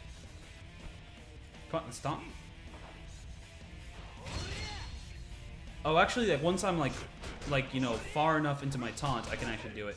No, fuck you. I want heat. Fuck you. I'm trying to get some heat in here. Baba, help me out here so I can get some heat. Also, just knock him down on the ground while you're at it, please. Fine, I guess I'll knock him down on the ground. Then I grab him. I grab him. So this, if I kill him with this, then that counts. Hope so. I'll just do that occasionally every now and then.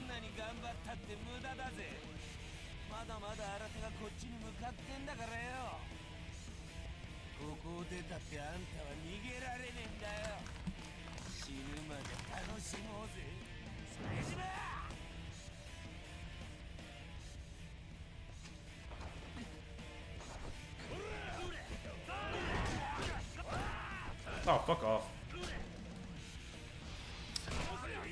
I was trying to do a specific heat action, you fucker.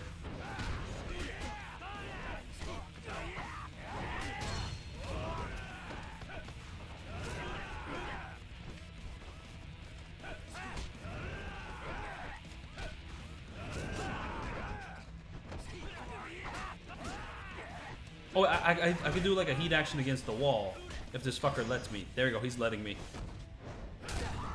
Oh wait, that's not the specific Saejima one, that's like a basic one. Didn't even know Saejima could just do the basic one.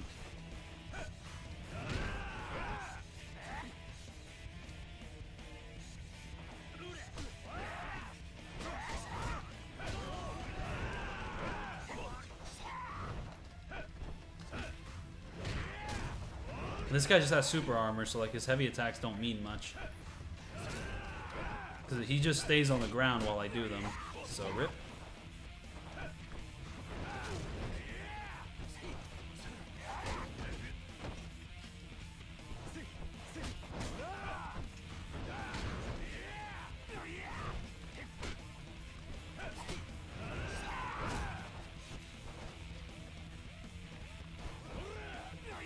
Damn, dodging my fucking charge attacks. Look at this guy's fucking run cycle. What an asshole. Alright, another piece of ointment.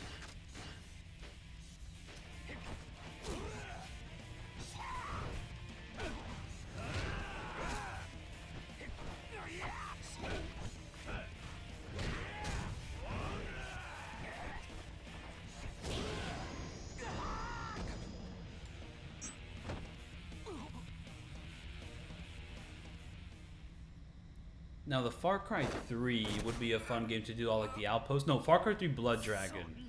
If I could no damage the entirety of that game, that would be awesome, but I doubt it's possible. But like I really like Far Cry 3 Blood Dragon. And Far Cry 3 Blood Dragon is also a really short game, so if it's possible to no damage it, I would be so down to do it. But I don't think it is, because like the enemies all do hit scan, and not every section's a stealth section, only a few. It's funny how he like threatens him, and then just decides, yeah, I'm gonna break your arm though. Just gonna fucking stomp it off.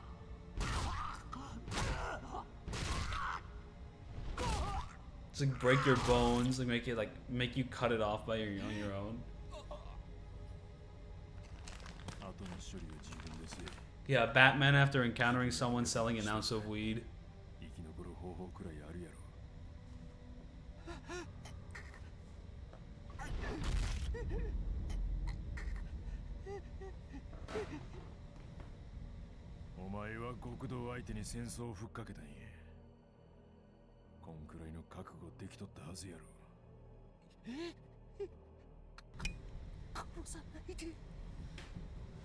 Oh yeah, I forgot this guy actually dies in this section. Not because of Saejima, but because he like pulls out a gun at the last second, and like the cop prisoner pretty much comes in and shoots him in the face. I completely forgot about that. Yeah, no, he's fucking dead. He's like, he's super dead. はい。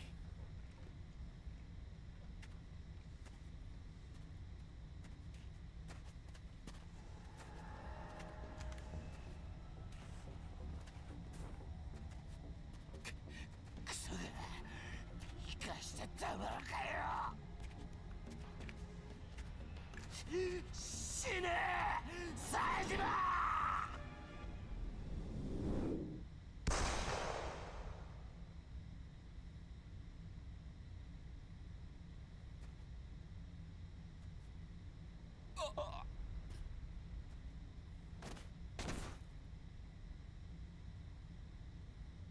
刑務官の拳銃って旧式で使いにくいんだよな。 I mean, he's basically Voldemort, but like with a nose.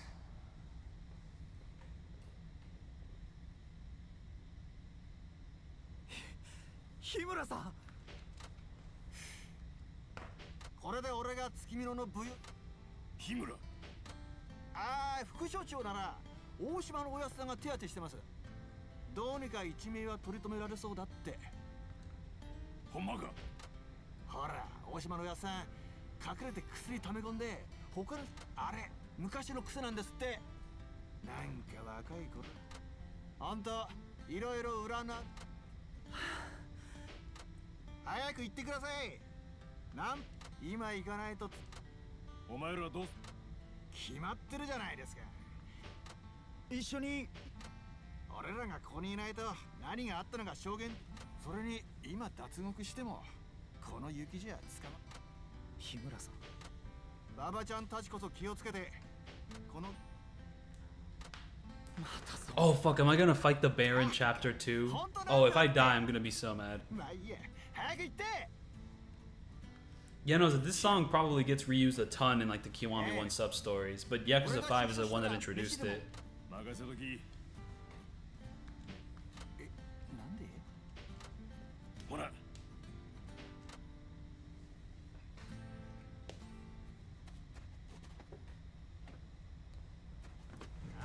Because remember, if we fuck up the bear, we have to redo the entire level, which took like, what, 20, 30, 40 minutes? And I'm trying to end this at like chapter 3, so... Oh, fuck.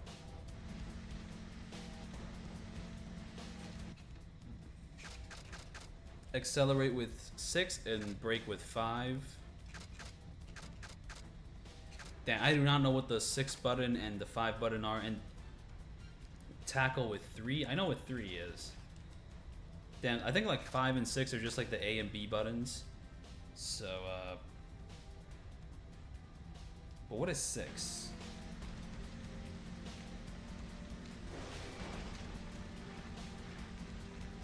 Actually, I don't know. No, 6 is... Okay, this is a weird setup. I gotta change it up. Maybe, yeah, accelerate with A and brake with B. And tackle with the R button, I guess. Well, yeah, I have to set up like my controls for the shooting section, so unless I go back to using a PS5 controller, I gotta set up that shit. Okay, so I'm going to attack people with my right shoulder button. But I'm going to accelerate with A and brake with B. That makes sense, right? And now I have to not take damage. I have a decently long health bar, so... Oh, and can't I upgrade? Nope, I can only reach that little screen, so fuck, better not mess this up. And also, better not mess up the bridge escapes. That's kind of the one thing as well. Fuck, don't hit a tree, don't hit a tree, don't hit a tree. Damn, this is just like Snowmobile for the N64. Oh, fuck, got hit. I don't even have to go that fast for this section. At least I don't think I have to. I mean, once we start getting to like the enemy and all that. So tackling with the right trigger. And yeah, in this section you can't heal.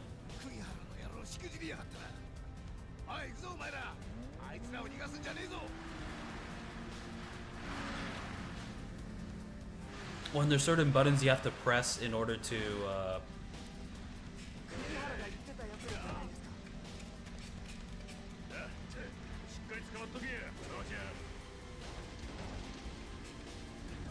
Damn, I guess I'll just be faster than them.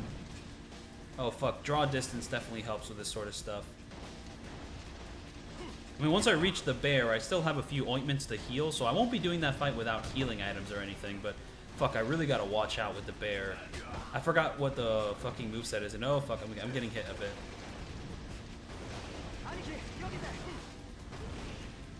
Oh fuck, what, 2? I have to press 2 for that? Oh, fuck me. I have to like use fucking inputs that I have no familiarization with. Fuck, this better not be a quick time event. This little bridge. Come on. Damn, I got one of them. Nice, nice. Okay, boom, success this time.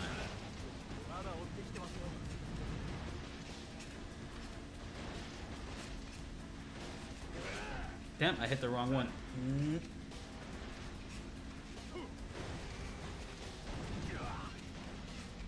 Oh fuck, now there's rocks to deal with.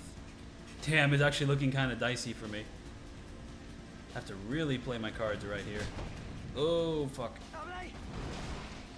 Damn, is it always 2 to go into trees? That's good. That's good. That's really good. Ugh. Okay, so speed up. I'm speeding up. So the game warns you before you have to do the big jump.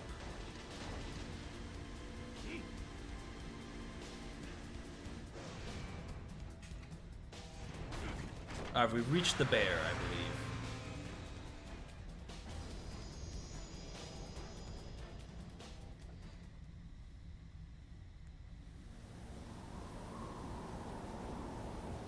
Yeah, no, it's just like we're fighting like Paddington's like cousin. I think you would have like a similar song.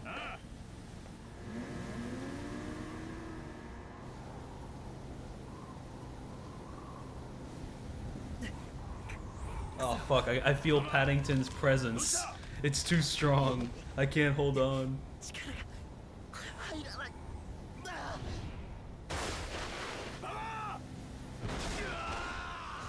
Yeah, no, Paddington's cousin here used like Conqueror's Hockey to like knock them off a snowmobile.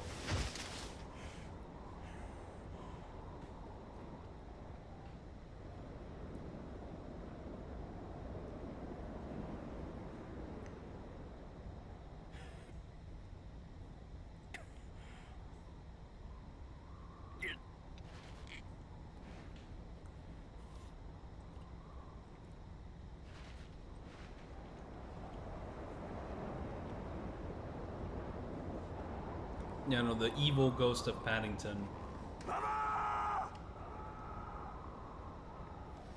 I don't know, I think the Ishin bear was a little bit more annoying than the bear in this one.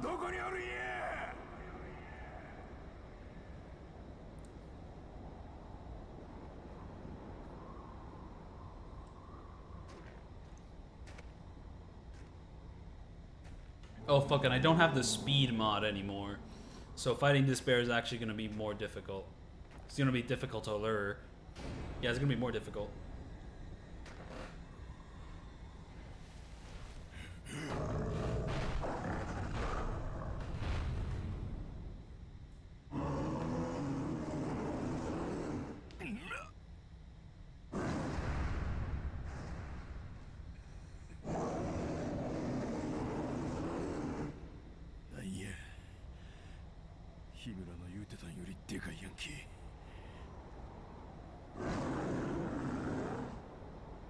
What's my favorite One Piece arc? I mean, I've only read up to like Alabastia, which I think I'm saying it wrong, and then after that I have not been caught up on the manga. Oh, here we go, I have full health. Fuck yeah. I can't even see the damn bear. Oh fuck, the camera actually matters for this encounter.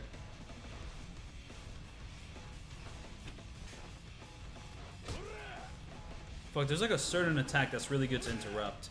Fuck, my hits aren't even dealing any damage. It's because I have to hit him on the head.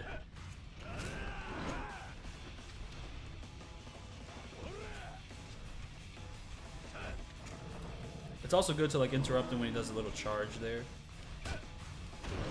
Owie. Have I ever speed around a Yakuza game? Not really. But yeah, no, that attack is good to do.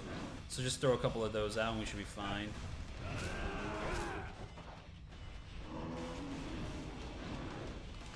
Like, I was always interested in maybe like speedrunning the original Yakuza 2, just because it's one of my favorites. But I hear that the speedrun for it is very fucked, and it's not very good to do it. Just because like it's mostly based on like random chance. Like there's like on a 50-50 chance that you get a certain item, and also that a lot of the speedrun strategies for the original Yakuza 2 are just based on gambling. And I'm also told, and I also get the vague notion that most of speedruns for pretty much all the Yakuza games involve gambling to get a huge sum of money, so you get like a certain equipment item like very early on. So gambling just always involved in these Yakuza runs. I get the impression of. Though it does seem like Kiwami 2 is probably one of the easier Yakuza games to speedrun. Like pretty much like all my speedrun knowledge comes from the little bits and pieces I heard from Froob. Because Froob is like probably the most famous Yakuza speedrunner out at the moment. And he's done basically every game in the series. I should actually watch some of his speedruns, just kind of see what the vibe is for that.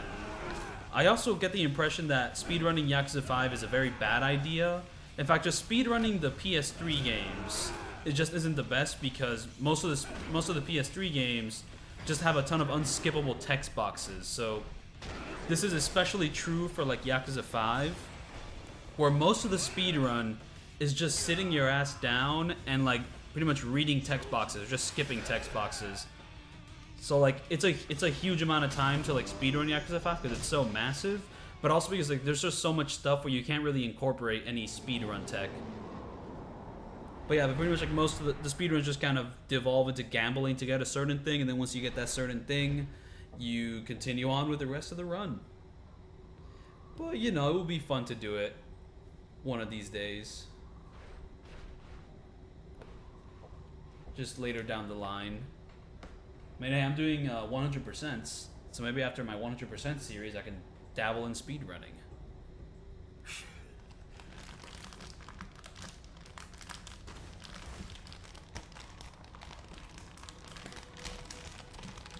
Also, the Yakuza 7 speedrun, like there's certain boss fights that have like one-hit KO moves, and those are basically random. So your entire run could get fucked over if like a boss fight lands that.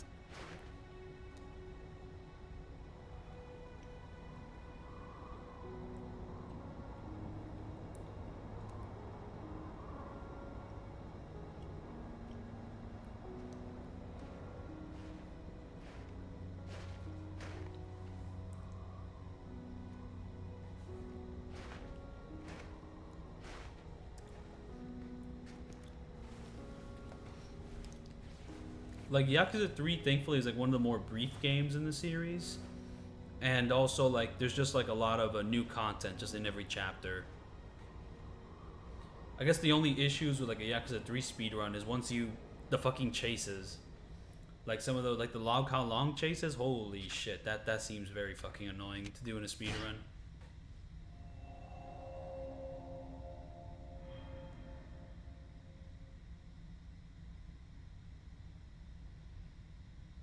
Also, the Judgment speedrun, I'm pretty sure like the first hour or 2 or 3 of like the speedrun time it takes to speedrun that game is purely from chapter 1. What is the best money-making minigame in the Yakuza series?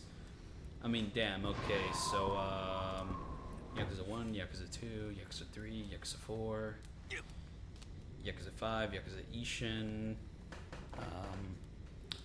Yakuza 5...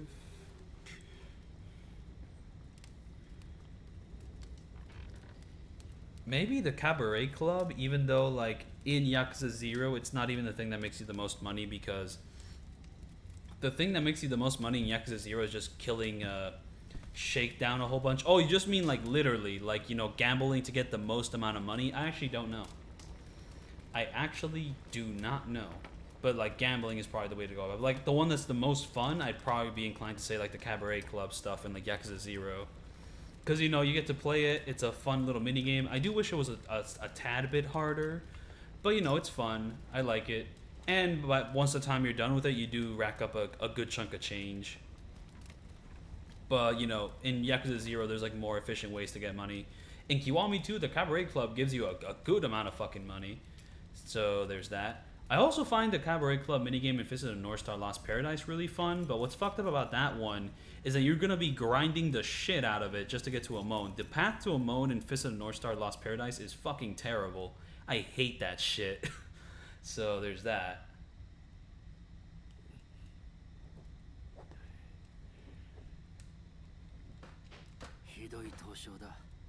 Oh no, Saejima got frostbite. There we go. I mean, what? He didn't die from frostbite, but he has frostbite. もう一人男がおらんかったか。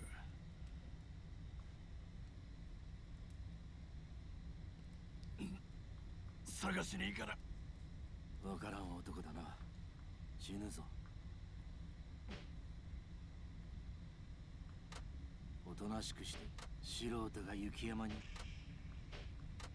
そのババだ。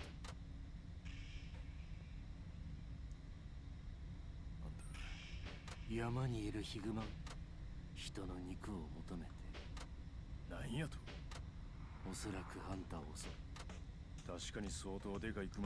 Not gonna lie, I think the story in the hunting village is probably more interesting than Saejima's actual main story. I'm actually a big fan of this like side story. So I guess I do kind of struggle with saying that Yakuza 5 has the worst story when I'm a huge fan of like the side story content in Yakuza 5. But there's like a couple like major iffy stuff in 5 that just doesn't add up that I'm not that big on.